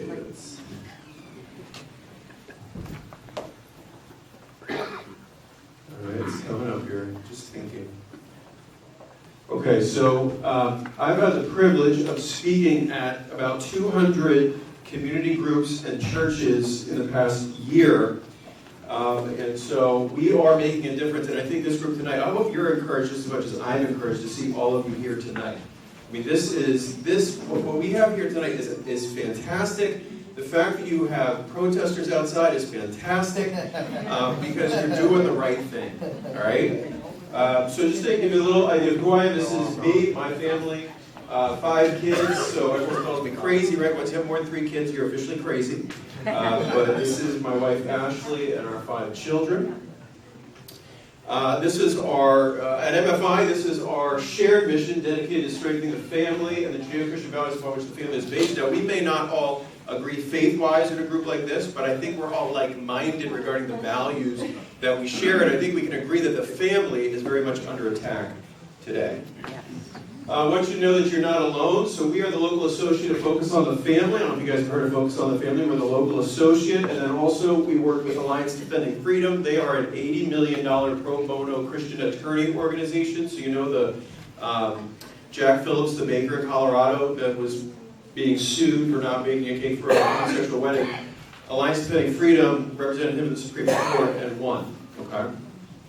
We also partner with First Liberty, Liberty Counsel. Liberty Counsel is the one that just won that suit in Illinois, class action suit of 500 employees that weren't given accommodation regarding religious exemption. Okay, so it was the first win for people that, medical people that wanted to have a religious exemption at work, and 500 people won. So you have allies. I just want you to know that, okay? You have allies, you have attorney allies pro bono that can help you. And then also Family Research Council we partner with as well on a national level. So we care about marriage, we care about religious liberty, and we care about the sanctity of life at the beginning of life and the end of life. But tonight we're here to talk about education. So I want to encourage you that in Massachusetts there are 8,000 churches. Did you guys know that? 8,000 churches according to the Secretary of State's office. And I just want to show you some of the places I've been. This is Jubilee. This is in Mattapan. This is a 5,000 member church. Did you guys know there was a 5,000 member church in Boston? Okay, so you're just a little more encouraged, maybe? Okay, that people share your values. This is the mother church of 120 Hispanic churches in Lawrence. Did you guys know there's 120 Hispanic churches in one city in Massachusetts? Did anybody know that? Right? You feel a little more encouraged? Right? I think there's more. You think there's more? All right, well, you are super optimistic. I love it. This is in Lynn. They call Lynn the city of sin, right? But there's wonderful Hispanic churches, and I'm not just focused on the immigrant church, but the immigrant church in Massachusetts is ginormous, okay? And we've spoken to a lot of these churches. This is an 1,100 member church in the city of Lynn. Did you guys know there was an 1,100 member church in Lynn? I did. You did? Okay, you're stealing my thunder. Pete the pastor is there. What's that? Pete the pastor is there. Okay. We are down there. We'll have to talk afterwards. This is the Evangelical Free Church in Westfield, another large church. And just to prove that we've been there, this is me up at the podium. Okay. So I'm not lying. This is an interesting one, guys. This is Full Gospel Church in Westfield. This is an 800-member Russian Pentecostal church. Wow. Did you guys know there was a Russian Pentecostal church in Massachusetts? Anybody? I had no idea. There is a huge Slavic population in the western part of Massachusetts that we have really plugged into. This was a 3,000-member event of 4 Hispanic churches that came together in Marlborough. 3,000 people at one event in Marlborough. This is a great church, Hispanic church again in Waltham. We've partnered with this church on several great opportunities there to make a difference on a local level in Waltham. So again, are you just a little bit more encouraged, right, that you're not alone? Okay. So our particular prayer is to protect hearts and minds of our children. Tonight I just want to focus on comprehensive sexual education, sexuality education. Also the surveys were mentioned tonight. And just to kind of give you a picture inside the sex ed of your school and really go quick on this. So let's start here. What is CSE? Comprehensive Sex Education, okay? CSE does not refer to sex education programs in general, but rather to a specific form of graphic sexuality education. And these are really the three main areas: evidence-based, medically accurate, and age-appropriate. We would make the argument that it's not medically accurate, that it's not evidence-based, and that it's not age-appropriate. It promotes sexual freedom, abortion, high-risk sexual behaviors, and normalizes teen sexual activity. It promotes sexuality based on Alfred Kinsey's research and theories, which asserted sexual rights and the right to sexual pleasure for minors. It is designed to change the sexual and gender norms of society. And the American College of Pediatrics has spoken out against CSE, expressing their concerns for the harms it brings to children and teens. We have analyses of the different sex education curricula at your school, and if you guys text tonight as an example the word Newburyport to 87891, okay, you will get an analysis that we have gotten out of Newburyport for your sex ed program from a FOIA request, okay? So if you want to do that tonight, just text the name of the town, or the city actually, to 87891, and you'll get that information. I think we also have Danvers. Danvers isn't too far from here, so if you want to get another example, text the word Danvers to 87891. So what are we concerned about? There's these 15 harmful elements of CSE. First of all, it sexualizes children. It teaches children to consent to sex. It normalizes anal and oral sex. It promotes homosexual, bisexual behavior, promotes sexual pleasure, promotes solo mutual masturbation, promotes condom use in inappropriate ways, early sexual autonomy, fails to establish abstinence as the expected norm. They will tell you we teach abstinence, but it is just 1/100th of what they teach. Promotes transgender ideology, promotes contraception and abortion to children like saran wrap. Did you guys know this? Saran wrap, and not microwavable. Non-microwavable saran wrap as a contraceptive when you're in a pinch. Promotes peer-to-peer sex ed or sexual rights advocacy. Undermines traditional values and belief. Undermines parents. We learned more about that tonight. Or parental rights. It refers children to harmful resources. Many of the sex ed programs that are being taught in your schools rate at a 13, 14, or 15 out of 15 on this scale. Okay? So we would make the argument that you want to get your kids out of sex ed. Would you guys agree with that? Okay? In any school. Okay? And also K through 12.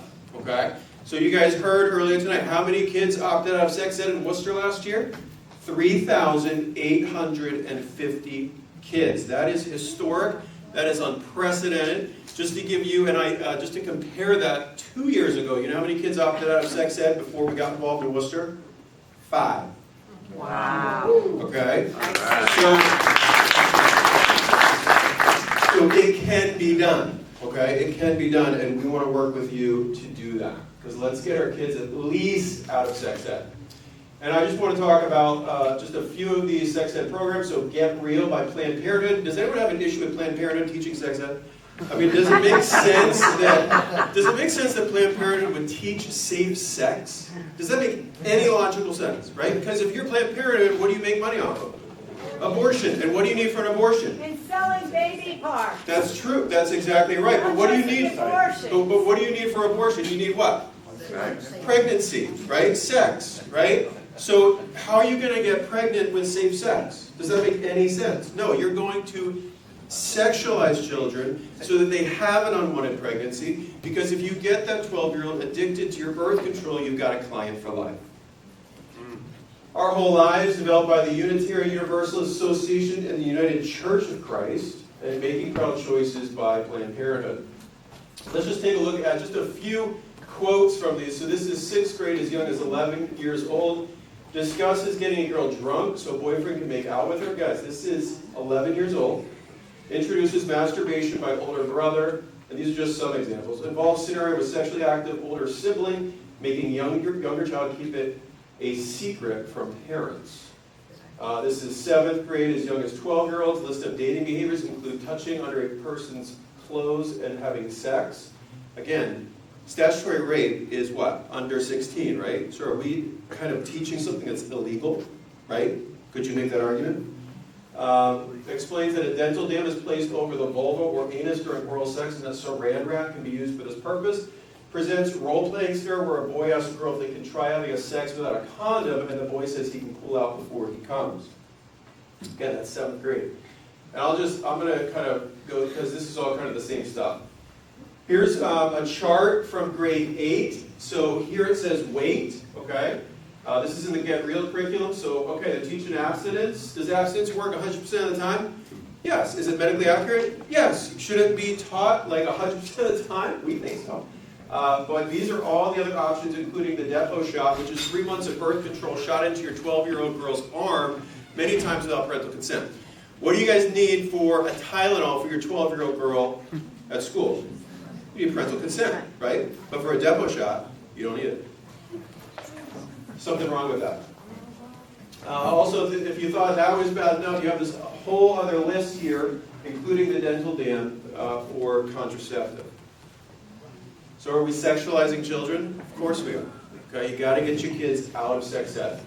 It's perfectly normal. This is a book that is the core curriculum for these sex ed programs, especially Our Whole Lives, taught to 10 to 15-year-olds. It contains 67 nude illustrations, including children masturbating, adults having sex, and a male putting on a condom. Many of you guys have probably seen this. This is a very popular book. It just came out with a 2021 edition. Our Whole Lives, this is put out by a church, okay? Grades 4 through 6, so again, age 10 through 12. Divided into 10 workshops, it utilizes the sexuality explicit book as perfectly normal as a core text. Asserts that sexuality is something you have from the moment you are born. A section called When Would I encourages children to consider what age they might be when they watch pornography. Let someone see them nude, bathe or shower with someone, masturbate with someone, or have sexual intercourse with someone. And affirms gender fluidity and non-conformity. And then, guys, just a lot of the same stuff. I won't bore you with all the details, but this is grades 4 through 12. Okay, Our Whole Lives. Making Proud Choices. This is, again, Planned Parenthood. Essentially a how-to manual for sexual activity utilizing role play, encouraging teens to act out various sexual scenarios. Implies that many, if not most, teenagers are sexually active. So again, we're just going to assume you're going to be sexually active. So we have to tell you how to be sexually active in so many different ways because we can't stop you. We can't encourage you to be responsible. This curriculum encourages detailed condom demonstrations using penis models and suggests ways to make condom use more pleasurable, and so forth and so on. You get the idea. And then a lot of these role plays are again, insinuate behavior. So your parents are out late, your boyfriend or girlfriend comes over, hoping to have sex with you. And again, this is under the age of 16. So again, over-sexualizing our children. CSE is not evidence-based. It does not meet the objective that they say it does. They claim that CSE proponents claim that their approach to sex ed delays sexual debut in minors and decreases unhealthy risk. Guys, do you need a survey to tell you this, right? I mean, this is obvious that this would make kids more sexually active. Out of 60 school-based CSE studies examined, no evidence of continued effectiveness at reducing teen pregnancy or instance of sexually transmitted infections was found because Planned Parenthood needs pregnancy to get to abortion. Does that make sense? Right? Okay. So we'll keep moving. Informed and in charge. This is in many of your schools. This is in Lynn, for example, and they teach quite a few things with this. And again, it comes in many names. So you guys might see this and say, informed and in charge. Well, that sounds okay, right? I mean, the marketing department is genius on a lot of this stuff. Refer students to the sexuality tree. You guys ever hear of the family tree? Wouldn't it be great to have the family tree back in the school? But instead we have the sexuality tree, where students are instructed to discuss and list sexual activities such as fetish, fantasy, pornography, abortion, and sex toys in sections on the worksheet. The top of the tree is for listing items that might apply to the people you are dating or having sex with. And then it refers you to websites like Scarletine that are very pornographic. And there, my friends, is the sexuality tree. I won't get into it, but man, I wish we had the family tree back. The 3 R's is being taught at Revere and Mansfield. This is also being taught in Worcester, where we had 3,850 kids opt out. This is a K through 12 sex ed curriculum. Think about the 3 R's, guys. 3 R's, according to Advocates for Youth, is rights, respect, responsibility. But we would love the 3 R's to be reading, writing, arithmetic, right? And I understand that arithmetic starts with an A, and I understand writing starts with a W, okay? I did go to school a generation ago. 3 R's, like I said, K through 12 curriculum for ages 5 to 18, okay? Kindergarten. And just some quotes, I won't say them all. Let's just go to grade 9, lesson 7, page 1. Ask students, when do you think someone is ready to have sex, either oral, vaginal, or anal, with their partner? Again, grade 9. So be encouraged. Back in 2019, we showed up at the Worcester School Committee. There were about 150 people there. We represented half of those people. This is some pictures from the evening. This is when Planned Parenthood wanted to pass Making Proud Choices in the city of Worcester. We showed up. I read directly out of the curriculum. The name of the worksheet was Redefining Abstinence. It had 35 terms. One of the terms was kissing behind the knees is somehow abstinence, okay?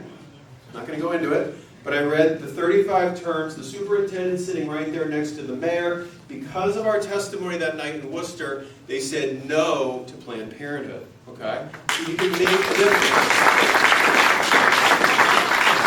And there's just some more pictures from the evening. So many people in attendance. When's the last time you saw a school committee meeting that full, right?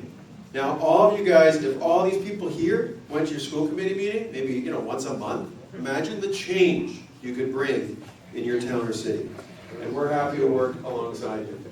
So again, 3,850 students have opted out of sex education in Worcester. If you want to learn more about, just in general, our mission to get kids out of sex ed, I want you to text the word education to 87891. Text the word education to 87891. That is our short code, and you will get a return text with more information. And then we talked about the books tonight. We don't need to get too far into it because you guys have a pretty good idea of what's going on. We talked about the websites that your kids are sent to. Bedsider. I mean, some great names here, guys. Scarletine, Sex, etc. That they're being sent to by the curriculum. Dangerous transgender ideology. Why do 1 out of 5 kids today in Gen Z struggle with gender identity? 1 out of 5. That doesn't even include orientation. So when we talk about human sexuality, we're talking about half of our children are struggling, are confused, are questioning their human sexuality.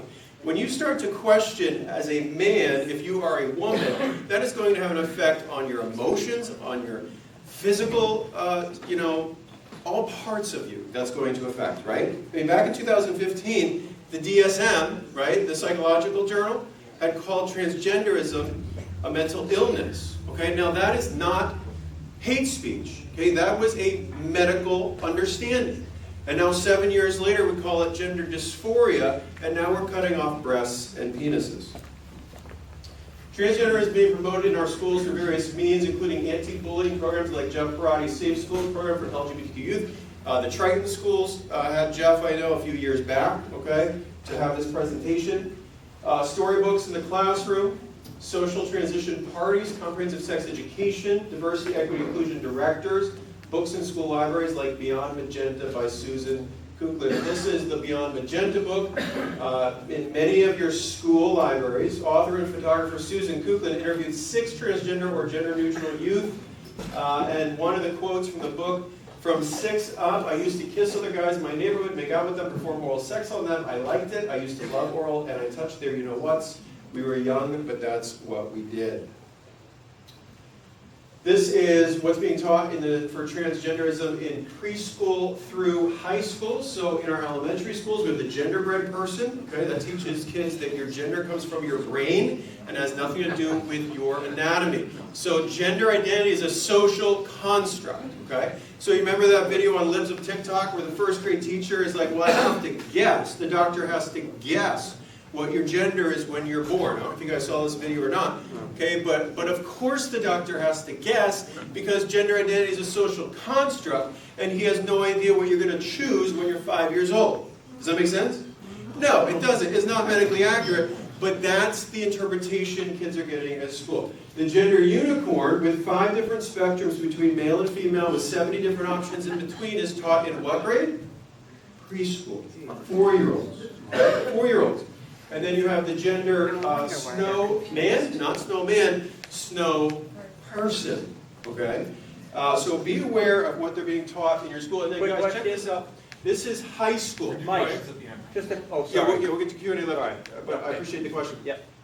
Your mic cut out. The spectrum. This is in your high school. Okay? This was sent to us. Microphone. Check. Mike, your mic went out. Somebody doesn't want me speaking. The FBI. Here we go.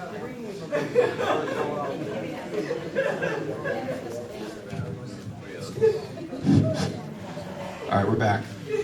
All right, so this is the spectrum, guys. Read this with me. Well, you don't have to read it out loud with me, okay? Because that might be kind of difficult with a crowd this size. But look, our sexuality and gender identity are not set in stone. Is that medically accurate?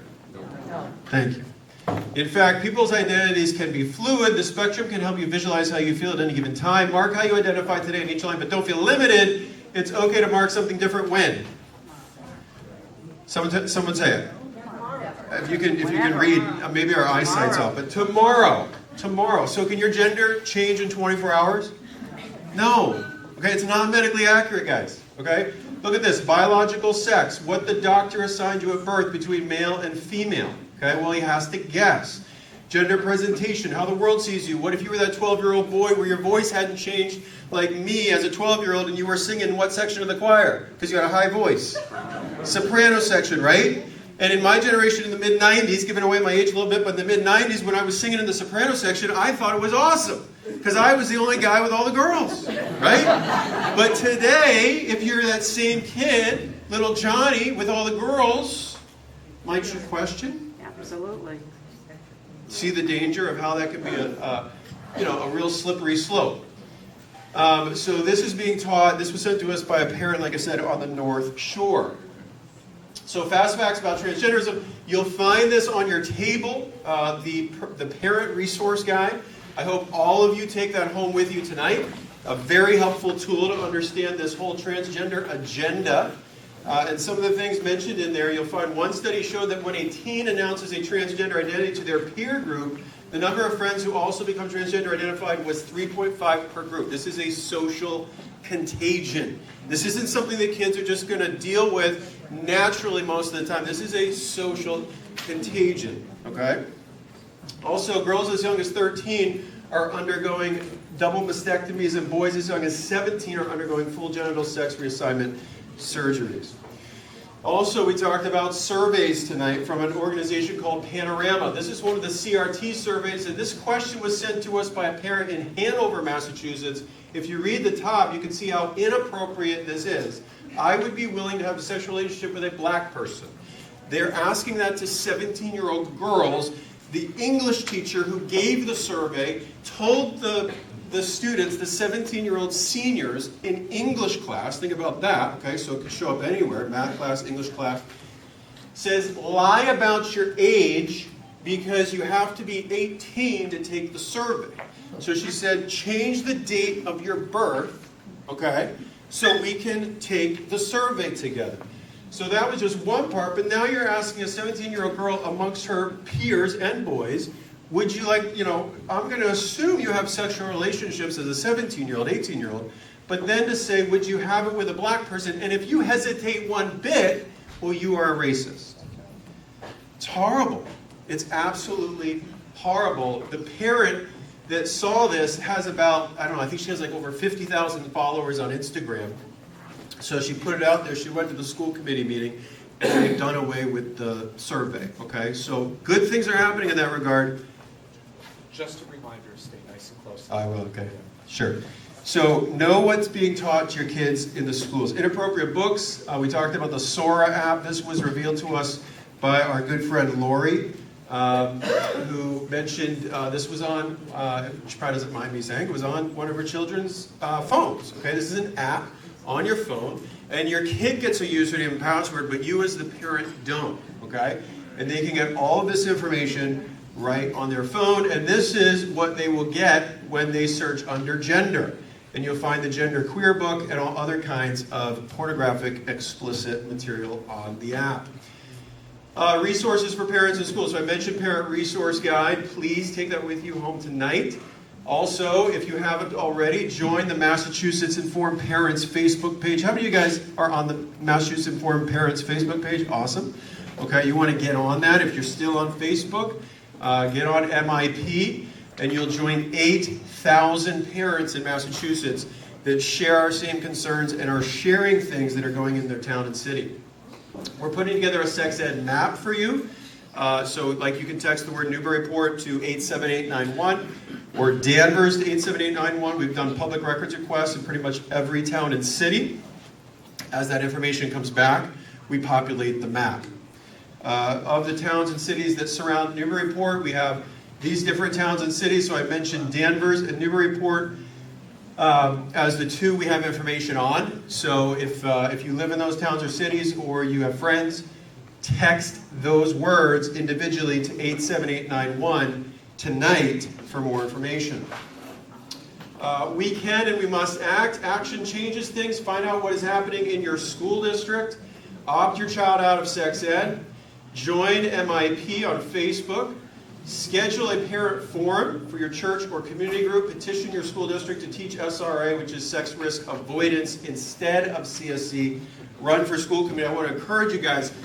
We put out a mass text. I don't know how many of you guys get our text, but we put out a mass text the other day, just one text saying run for school committee. We got almost 100 people to respond to run for school committee in Massachusetts. Okay? That was just one text.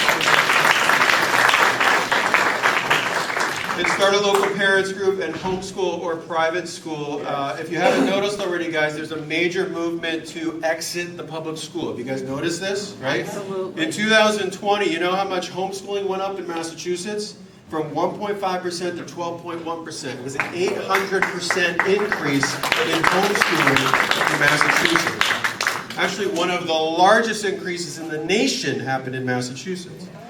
So school trends, and I want to point this out, especially churches, guys. Churches are starting the one-room schoolhouse again, okay? That is a movement that is happening. A lot of people can't afford a private school if they want to get their kids out of the public school. So churches are starting learning pods, learning centers. There's a great church, I think it's called Great Rock, not too far from here in Peabody.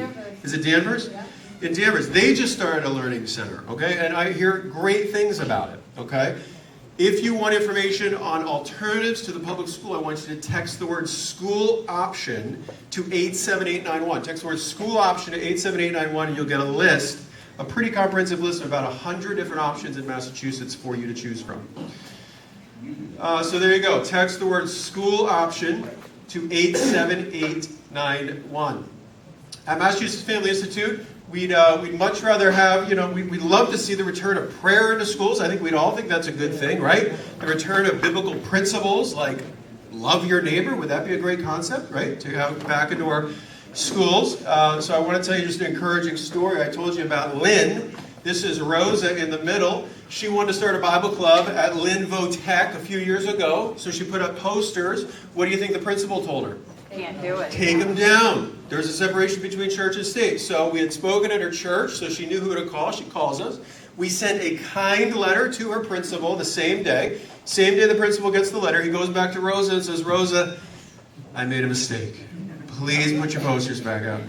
She puts her posters back up. That spring, she sings a song, a worship song called Waymaker. I don't know if you guys have heard the song Waymaker. They sing it in Spanish at the talent show, and they win first place. Pretty cool, right? If you're interested in your church, your community group, even I had a grandparent that wanted to start a learning center in their living room, okay? Text the word POD to 87891 to get a vision for what we're trying to do with the return of the one-room schoolhouse. Run for school committee. Text the word school to 87891 and join the 100 people that already responded to run for school committee. We have an online training for you, whether you've run for school committee or you're doing it for the first time. Text the word school to 87891. I'm sure Sean Gallagher would absolutely love to have you on the school committee in Newburyport. Victory in Somerville. Did you guys know that in Somerville there's a 1,000-member Hispanic church called Vida Real? Vida Real wanted to start a Christian school in the city of Somerville. So do you think the Somerville subcommittee of the school committee wanted to okay this Christian school? Of course not. They said, you know, according to the law, you have to meet the standard of the public school in Somerville. Well, that's not too hard these days. But anyway, they said, well, in order to do that, you have to teach LGBTQ for human sexuality.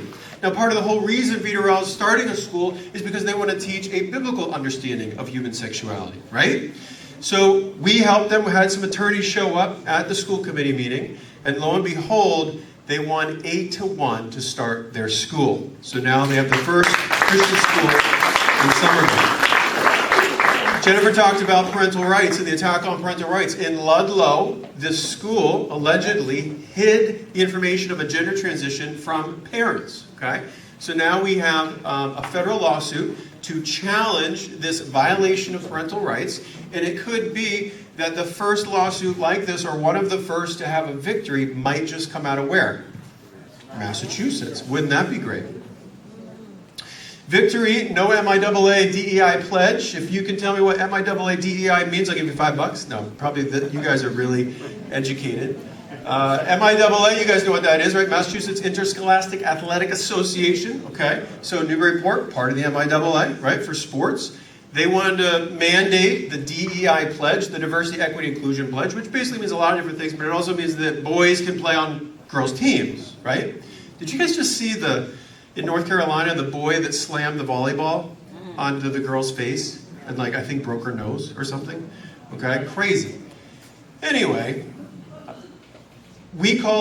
our attorneys called the MIAA and said, this is unconstitutional. You can't force kids to take a pledge in order to play a sport. Would you guys agree with that?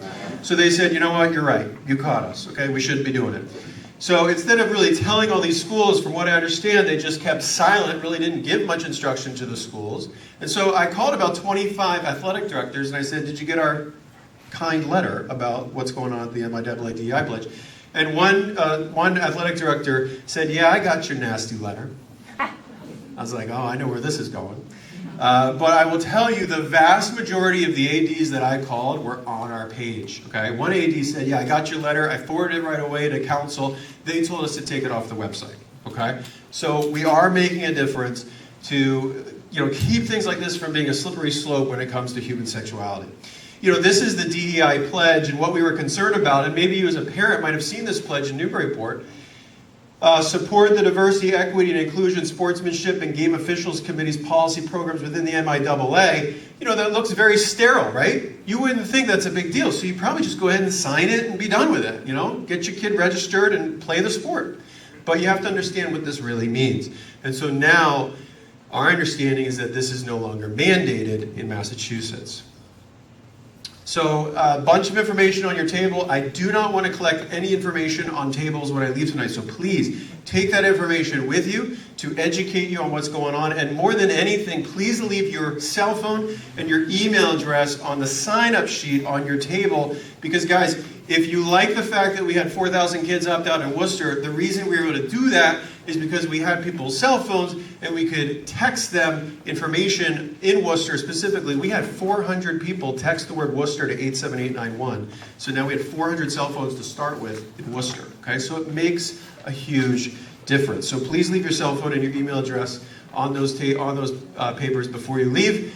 If you'd like to get media that tells the stories I'm telling you tonight, you might not hear these in the Boston Globe, but you will hear them in the New Boston Post, okay? So newbostonpost.com for $40 a year. You can subscribe to a conservative online newspaper in Massachusetts.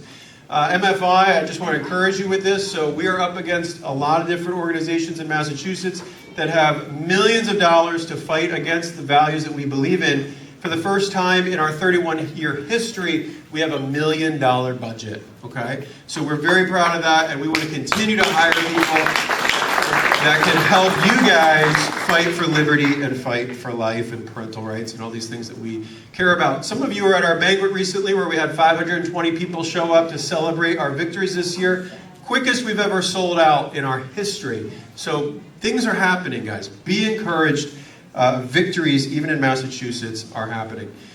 So more than anything, like I said at the beginning, I just want to encourage you that you are not alone and you are not crazy for having the understanding that you do of human sexuality, of these books, right? I want to encourage you to text one more keyword, because this is how we get information out, but with the books, I want you to text the word books to 87891. Text the word books to 87891. You will get a link and several other pieces of information, but one really important piece that many people are not aware of is you will get a link to a website called booklooks.org. Booklooks.org. And that is an incredible website that has already done an analysis of all of these books for you, okay? It's like getting cliff notes for all the concerning books in your library and gives you a 4 out of 5, a 5 out of 5, a 3 out of 5 analysis of those books. And then you can take that information to your school committee and just read it for 3 minutes. I'm telling you, that makes a huge difference when you do that. So I encourage you guys, show up at your school committee once a month. Take the 3 minutes that you have and just read a book, okay? And imagine if a fourth of you did that at the next school committee meeting. Would that be powerful? Of course it would. So guys, if we just get educated tonight, but we don't do anything with it, this is all a big waste of time, right? But if you join us in this effort, that's why we put these things out by keywords. Text word books to 87891. Join our 8 o'clock Zoom call on Monday nights. Meet parents from all over the state that are doing this exact thing. Get encouraged. Know that you're not alone. Because I'm telling you, I see it on the ground that parents are starting to win on these issues. They really are, even in Massachusetts. I mean, I'm looking at my friend Alex here from Wakefield. Just had a parent forum the other week, right? Had over 200 people register for that online, right? That's just in Wakefield, right? And how many kids left the public school, did you say, in Wakefield in the past 3 years? 200. 200. Just in Wakefield, right? You know how many kids left the public school in Worcester in the past 3 years? 1,000, okay? So this is a real thing, and you guys got to keep pushing the envelope, and we want to work with you to do that. So be encouraged. You are not alone, even in Massachusetts. Thanks so much.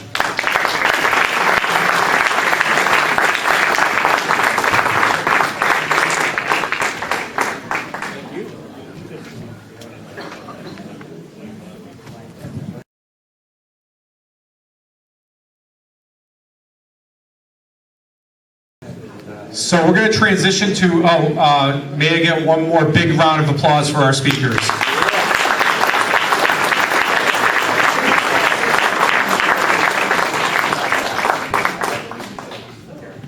So we are going to transition to a Q&A session that can last, I don't know, I don't want to obligate them all night long. I know that I spoke with Lori. She said that we're willing to be here till midnight to answer questions, but I'm sure the speakers don't want to stay that long. So I appeal to you, if you're looking to ask a question, can you just raise your hand at this time so I can take a quick accounting? Doesn't look like all that many questions. If you're physically able to get up and line up behind this camera here, it would be much appreciated. If you're physically unable to get up and stand here while you ask your question, I'll bring the microphone to you. I think the best thing that I could do is maybe, do you want to stand up here with me, or do you want to just stand by and let them direct your questions to you? Give me your question, I'll relay it through the speaker system, and then they can address they can answer it. Great. Hi, I'm Jamie Grant. I'm a citizen here in Newburyport. I have 2 kids in the public schools. They're both in NHS, and they've gone all the way through public schools here in Newburyport. I've been active in the schools. I just finished 2 years on the school council for NHS, and I was on the board of trustees for the charter school here down the street for 3 years. So really involved with my church. I got a St. James Episcopal Church in Amesbury. So my first question is about surveys. Jennifer, you advised us to opt out of surveys because the government is building a profile on our kids. I'm curious, Does that profile identify my kids by name? Yes, it does. They will tell you it's anonymous, but when they take these surveys, it's through a Chromebook or some type of technology. It is connected to their student IDs, which is connected to their social security numbers, and this is all trackable. And your schools can, because Obama gutted the FERPA and PPRA student privacy acts, they can give this information to anyone, any organization or company that they deem a authorized representative. So all of these third-party organizations that are infiltrating our school can get that and are likely getting that data. And just to be clear, because I think we all want to know, you're not just being general about public schools generally. You actually know that Newburyport is tracking this information about our kids by name. Yes, all of it's going into these statewide longitudinal data systems. Wow, that's incredible. You said school counselors are required to be social justice advocates. Did you mean specifically in Newburyport? So ASCA, the American School Counseling Association, provides the national model that is the guidelines framework for the school counselors in the education system. Any system that they use, that your school uses that isn't specifically ASCA will parallel ASCA. And so, yes, it is here in Newburyport. Wow. So thank you for speaking tonight. I was shocked to learn about CRT tonight and the fact that CRT is based on the premise that the U.S. Constitution was originally written to uphold white supremacy. I didn't study CRT in school, but I did study political science and the Constitution. Article 1 of the Constitution, written by our founding forefathers, which despite the fact that they're all white men, it actually articulates how congressional representatives will be apportioned, right? Do you want to say it or should I? Go ahead. They shall be apportioned among the states according to their respective numbers, which shall be determined by the whole number of free persons, excluding Indians, and including 3/5 of all other persons. That's me. I'm a 3/5. So I would say that if you look at the U.S. Constitution the way it was originally written, it does encapsulate white supremacy. And that wasn't changed until the 13th Amendment and the 14th Amendment. That was a compromise. In 1866, it doesn't matter if it was a compromise, it was white supremacy. So it's not, ask a question. No, let's just. Can you ask a question? Is your question regarding whether our Constitution depicted white supremacy or whether it depicted the times? Excuse me, I want him to define what he means by Exactly, white supremacy. that's what I asked. Can you just please define Sure. it, with all due respect? Sure.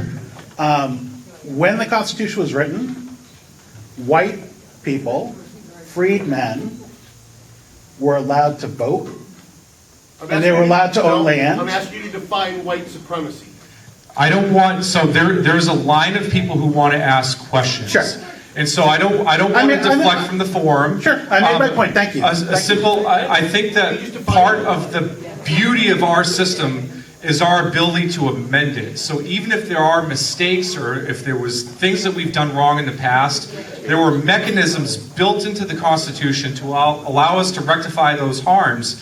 And as far as I can tell, they have been fixed. Yes, 100 years later. Thank you. Can you Historic. define it though, please? I would like to make a correction from this exercise of historical ignorance. I will be brief.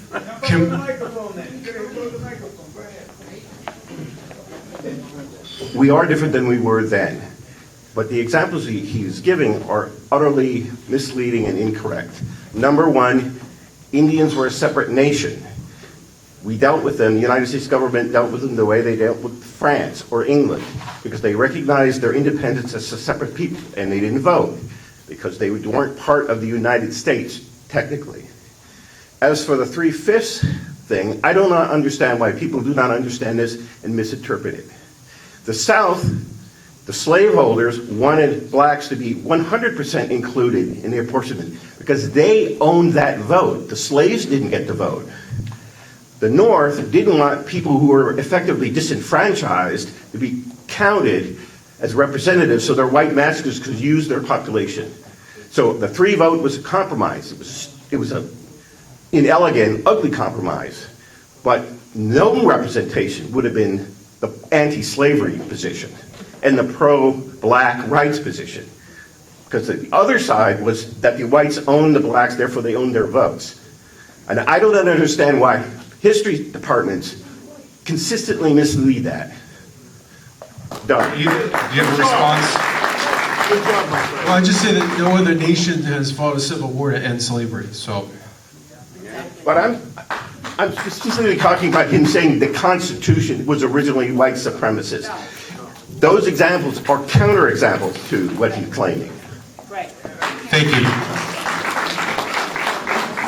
Yes, sir, welcome. Hi, my name is Jeff Brown. I live in Georgetown. My questions are not that important. My question is, you brought up the year 2016 many times. We were in a Republican side of the aisle in 2016. What happened in 2016 specifically, Jennifer, that you spoke about of all of the schools going towards this, when I feel like as much as this issue is not left or right, it truly is? Sure. So I talked about the Fetzer Institute and the launch of CASTLE and social emotional learning. Actually started in '94. It was not in our schools until the first school that took on social emotional learning was in Illinois, the Chicago public school system and the state of Illinois in 2010. They launched a districts-wide pilot. There was 10 school districts across the nation that they piloted this, and then in 2016 they launched the state's initiative, and that's where they infiltrated, and that was the year that they did it. Ironically, in 2016 the United Nations came out with their new global plan for education, which was the social emotional learning. You can take it for what it's worth, this is true, but they also never planned on losing the election. I still don't understand how that could all happen in 2016 based on who our president was, but maybe the wheels were already in motion. They had already laid the foundation. So one other quick question, and it's probably best suited for the gentleman in the orange, and I'm sorry I forgot your name. Sure, Mike. Mike. I can't wrap my head around the transgenderism phenomenon between hospitals, Boston Hospital, teachers, principal, like you name it. What is the fascination for the less than 1% of the population to push this agenda? What's their end game? I think there's a lot of different things. I mean, I think it's driven by ideology, but it's also driven, as Jennifer said too, by money. And like if you looked at the Vanderbilt, I don't know if you guys saw the Vanderbilt Project Veritas videos, where she was boasting that each surgery was going to bring in $40,000 for the university. So it's big money. I mean, Planned Parenthood is now big into it. So I know that's kind of the cliche answer that it's all about the money, but in many ways it is. I just can't figure out for the life of me, why is it Democrats really far left wing that go for the teacher jobs only? Like, why is there no counteractive? Why is there not a mix of population in the people that are teaching our children? What's the attraction to teach our children one side? Well, I went for it, but they kicked me out, so they fired me. But so is that the answer? They get rid of everyone who's not in the club? Well, they're silenced, certainly, right now. Or they're afraid they'll lose their jobs. And when you get into the teachers' colleges, it's hostile to people that don't want to align with that.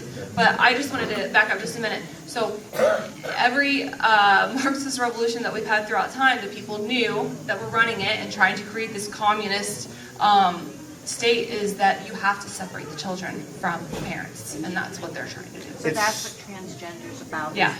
But I still don't understand. We have social media for good or for bad, okay? Information is at our fingertips. There can't be that many people that are on board with silencing. And trust me, I'm on your side. I just can't wrap my head around how this club is so tight and so driven with so many people that is the majority of people who own TV stations, radio stations. They teach our kids. Why?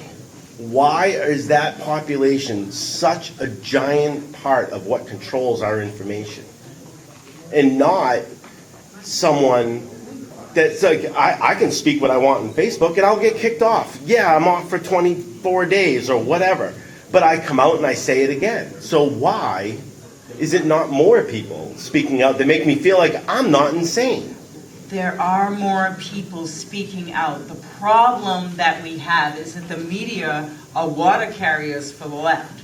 But we've why? been watching it, we've been seeing it, because their hatred for one man supersedes their love of country. And I've been saying that, but I can't believe the club is that big.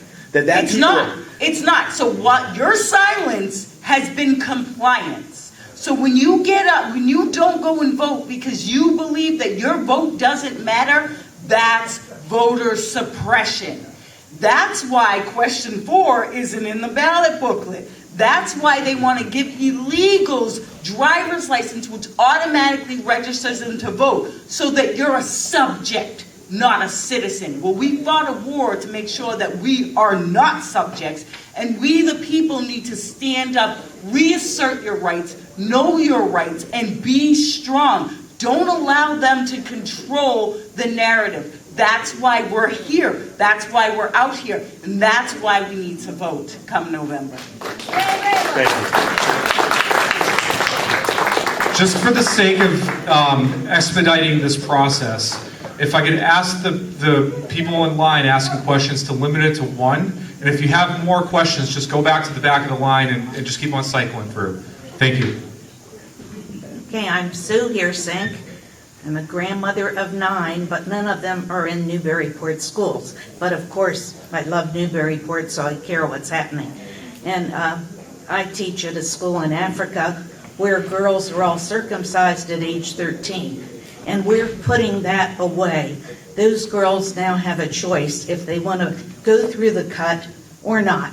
And most of them are picking not going through the cut, and they're becoming doctors, lawyers, teachers, because we're educating them. Meanwhile, here in a first world country, we're instituting things much worse than just cutting someone's clitoris off or circumcising them at age 13 as a boy.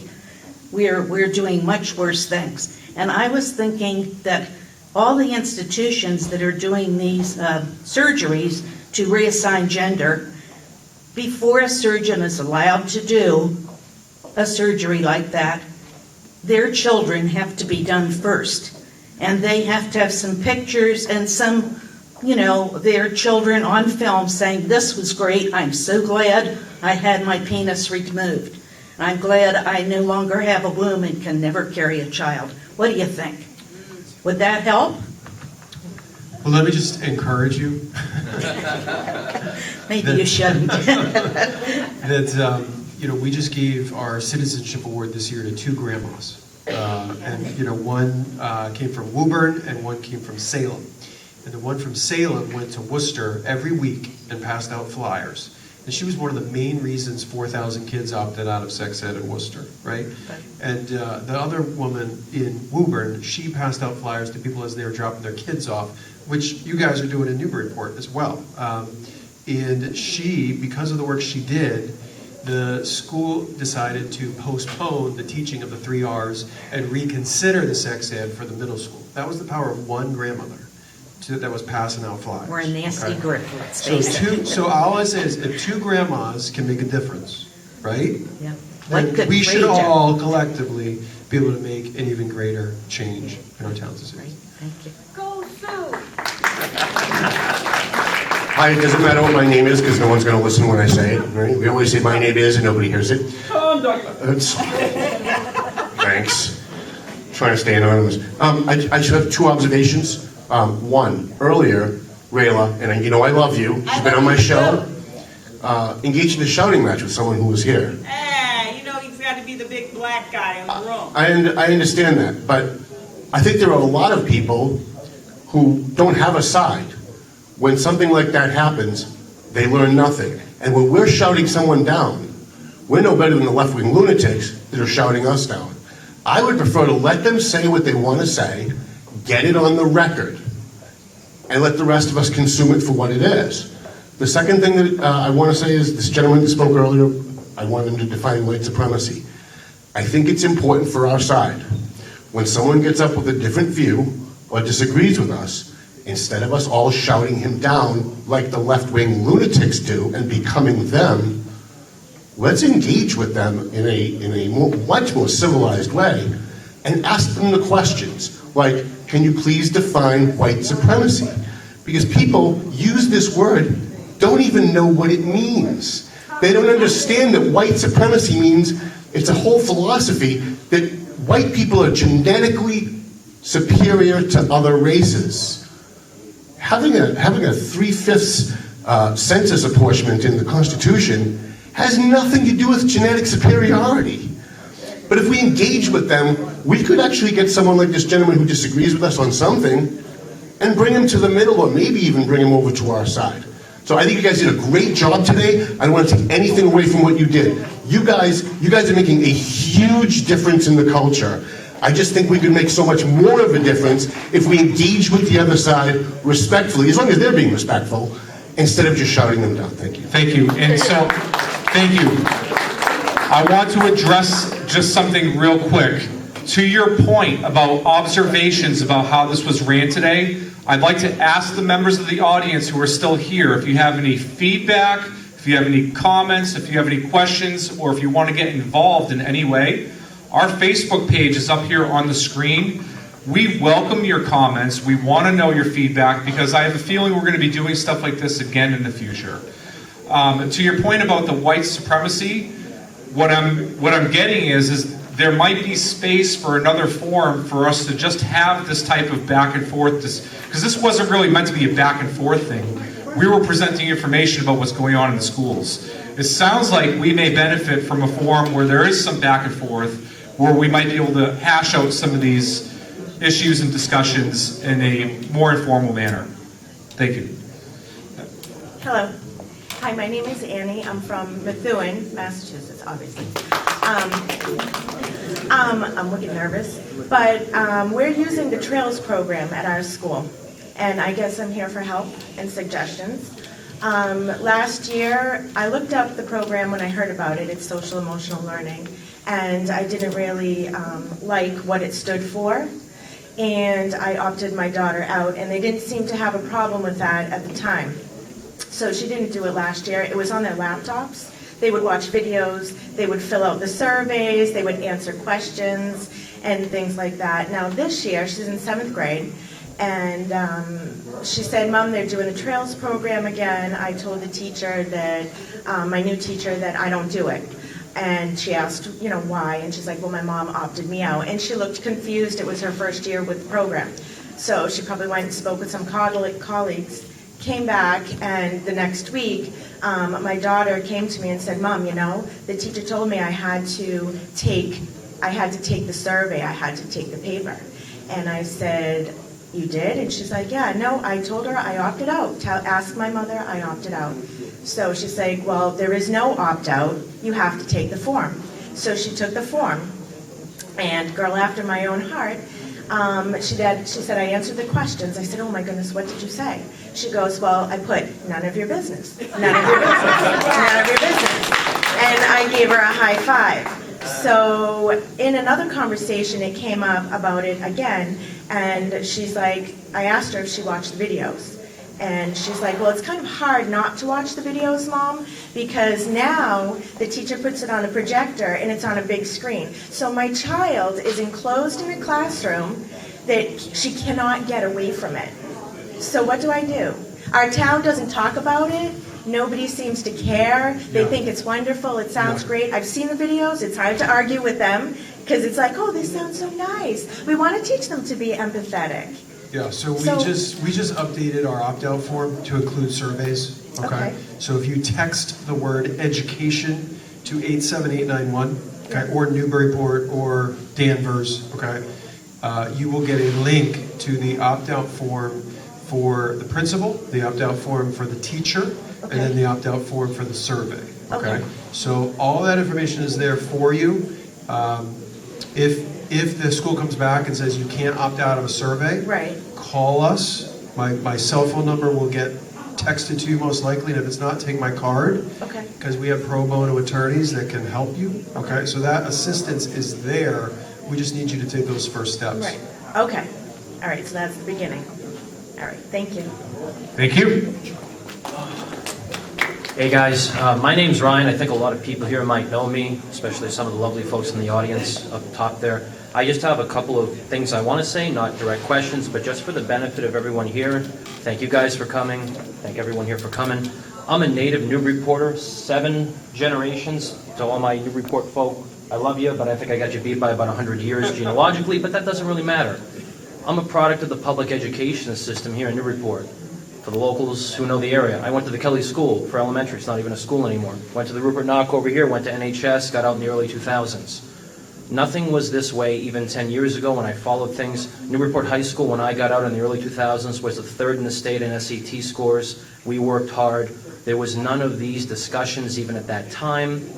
We dealt with a lot of great things. We had very good grades and stats at the time in the state. Everything has changed now, and I understand that. I understand a lot of what's going on. I just want to quickly say the gentleman who spoke initially, I walked in, we all heard the guy speak. If I understand, that gentleman is actually employed at Governor's, I'm an old timer around here. And that man collects probably close to a 6-figure salary over at Governor's, where the average student is probably worth $20K. I have 3 family members who sat on the board of trustees at Governor's in my family. I also have 4 former mayors in Newburyport, presidents of the city council, current city clerks, and I won't get into that. But I know plenty of folks in the area, and I'm shocked that a guy like that gets paid to intimidate, insult, and scare adolescents and children. It's ridiculous. It's disgusting. I don't know how that man sleeps at night. With respect, that man is a racist. That man is a bigot. And that man is a child abuser. If those are the things he says in front of children, he should probably be under charges of some type of child abuse. And I'm shocked to hear it. But this is why we're here, guys. This is what we're up against. And the only way we can be up against it is to listen to the presenters tonight. Thank you guys for coming. I want to make another quick point. Midterm elections are in odd years in Massachusetts. That's school committee, that's city council, things like that. Many of you know me around here because I've helped a lot of candidates locally, state, federal. I've been around. I'm like the Beach Boys. Round, round, get around, I get around. Rayla knows that reference. I'm a Beach Boys fan. We have to work with our communities. There are great people like Mike King right here who I've worked with many times in the past. Samson, Rayla, and I thank you, miss. I haven't met you before, but you're great. We have to remember that these things are up to us in our local communities. There are great supports, people like Mike out there doing this work, but it is up to us. And as you said in Worcester, Mike, what you do on a local level can make a difference. They can bring in their big activists. They can bring in their people to try to call you every name in the book. You're, herophobe, herophobe, therophobe, everywhere phobe. Old MacDonald had a farm, full by O, which means fear in Greek for those Greek scholars in the room. We just have to keep up what we're doing. We have to talk to people in the community. Means knocking on a door. Hi, my name's so-and-so. I might be a candidate for this. I'm a concerned parent. This is what's going on in the schools. I want you to know. I'd like to open up a dialogue. All these things can be accomplished on a shoestring budget. I have done that, and we have to remember all of those things. I think I'll just leave it at that, but I'll conclude with one little point that at least one person on the stage is going to know, being a native Newburyporter, that a prophet is never accepted in his place of birth. And I'll go with that. Thank you, guys. So I thought this was about just asking a question. So I'm going to ask one question. I thought this whole forum was about asking one question. So I'll be the guy that will ask one question. Thank you. Can a parent or grandparent go into the classroom and sit there, like when I was a kid, and watch the class be taught? Is that still available? Because when I was a kid, they could. Yes or no? Yes. That's the question. So if it's yes, and people don't like what's being taught, right, which now I learned a lot here because I had no idea, then show up as a grandparent or parent in the classroom and voice your opinion. You're paying taxes. I'm not going to teach it. I do have a response to your Yes, comment. and that was a quick question. And I think it's a good idea. I don't have a school-age child. I have a 3-year-old little girl, and I'm scared to death of what she's going to be facing if she ever ends up in public school. I'll do everything I can to prevent that from happening. But I heard anecdotally that there was recently an open house at one of the local schools, and in advance of that local house, open house, the teachers were directed to remove all of the rainbow flags, all of the LGBTQ propaganda. I don't have any citations, but I heard that this happened anecdotally locally. So I don't even know if showing up at the schools and being like, I'm here to see what's going on, is necessarily going to be effective. Well, I'll just say, again, anecdotally, I just heard from a friend that all the pride flags in Stoughton and in Dedham were taken out of the schools. Okay? So this stuff is happening. You guys probably saw the Supreme Court victory 9-0 of the Christian flag. Revere just had a Christian flag hoisting celebration. What was the other one? Lowell just had one. Okay? So again, change is happening, and to his point of grandparents, we have grandparents that are going to schools, passing out flyers. You guys have already been doing this in Newburyport with what Lori's doing, and that's super powerful. Go get flyers from us. Go to your school. Be on a public sidewalk. Give those flyers to parents, like the grandmother did in Worcester. Okay, that grandmother in Worcester now has a street team of 10 people and 3 drop-off locations. Okay, so she's super organized and doing a great job in Worcester. Thank you. Is there any more questions from people in the audience who... Come on up. Can I just make a comment? I've been reading a lot of history lately, and all I want to do is say you need to read your history. The latest book I'm reading is America in Perspective, because someone made a comment about the Constitution, and what came up about the Constitution is when they wrote it, we had the North, we had the South, and the people that wrote the Constitution thought that slavery would just fade away. Well, it didn't, because back then, we didn't have social media. So all I can say is if you're up on your history, you can see what's happening happening now, because history repeats itself. Thank you. All right, one more raucous round of applause for our speakers in the forum this evening. Last thoughts. I'd like to thank you all for coming out tonight. This was sponsored by Citizens for Responsible Education. Please find our Facebook page. We want to hear from you. I've only been involved with this group for a couple of months now. They've welcomed me like family. We have social meetings every other week or so. They're a great place for us to get together, talk about what new developments we've uncovered in the public school system, and to figure out how to organize and be effective moving forward. So thank you all for coming out tonight. As we leave, I'm going to be hooking up a local, I guess, campaign ad that has to do specifically with the books that are being promoted in the public school system. And please, by all means, reach out to us, get to know us. We're all very friendly, and we're honored that you came here tonight. Thank you.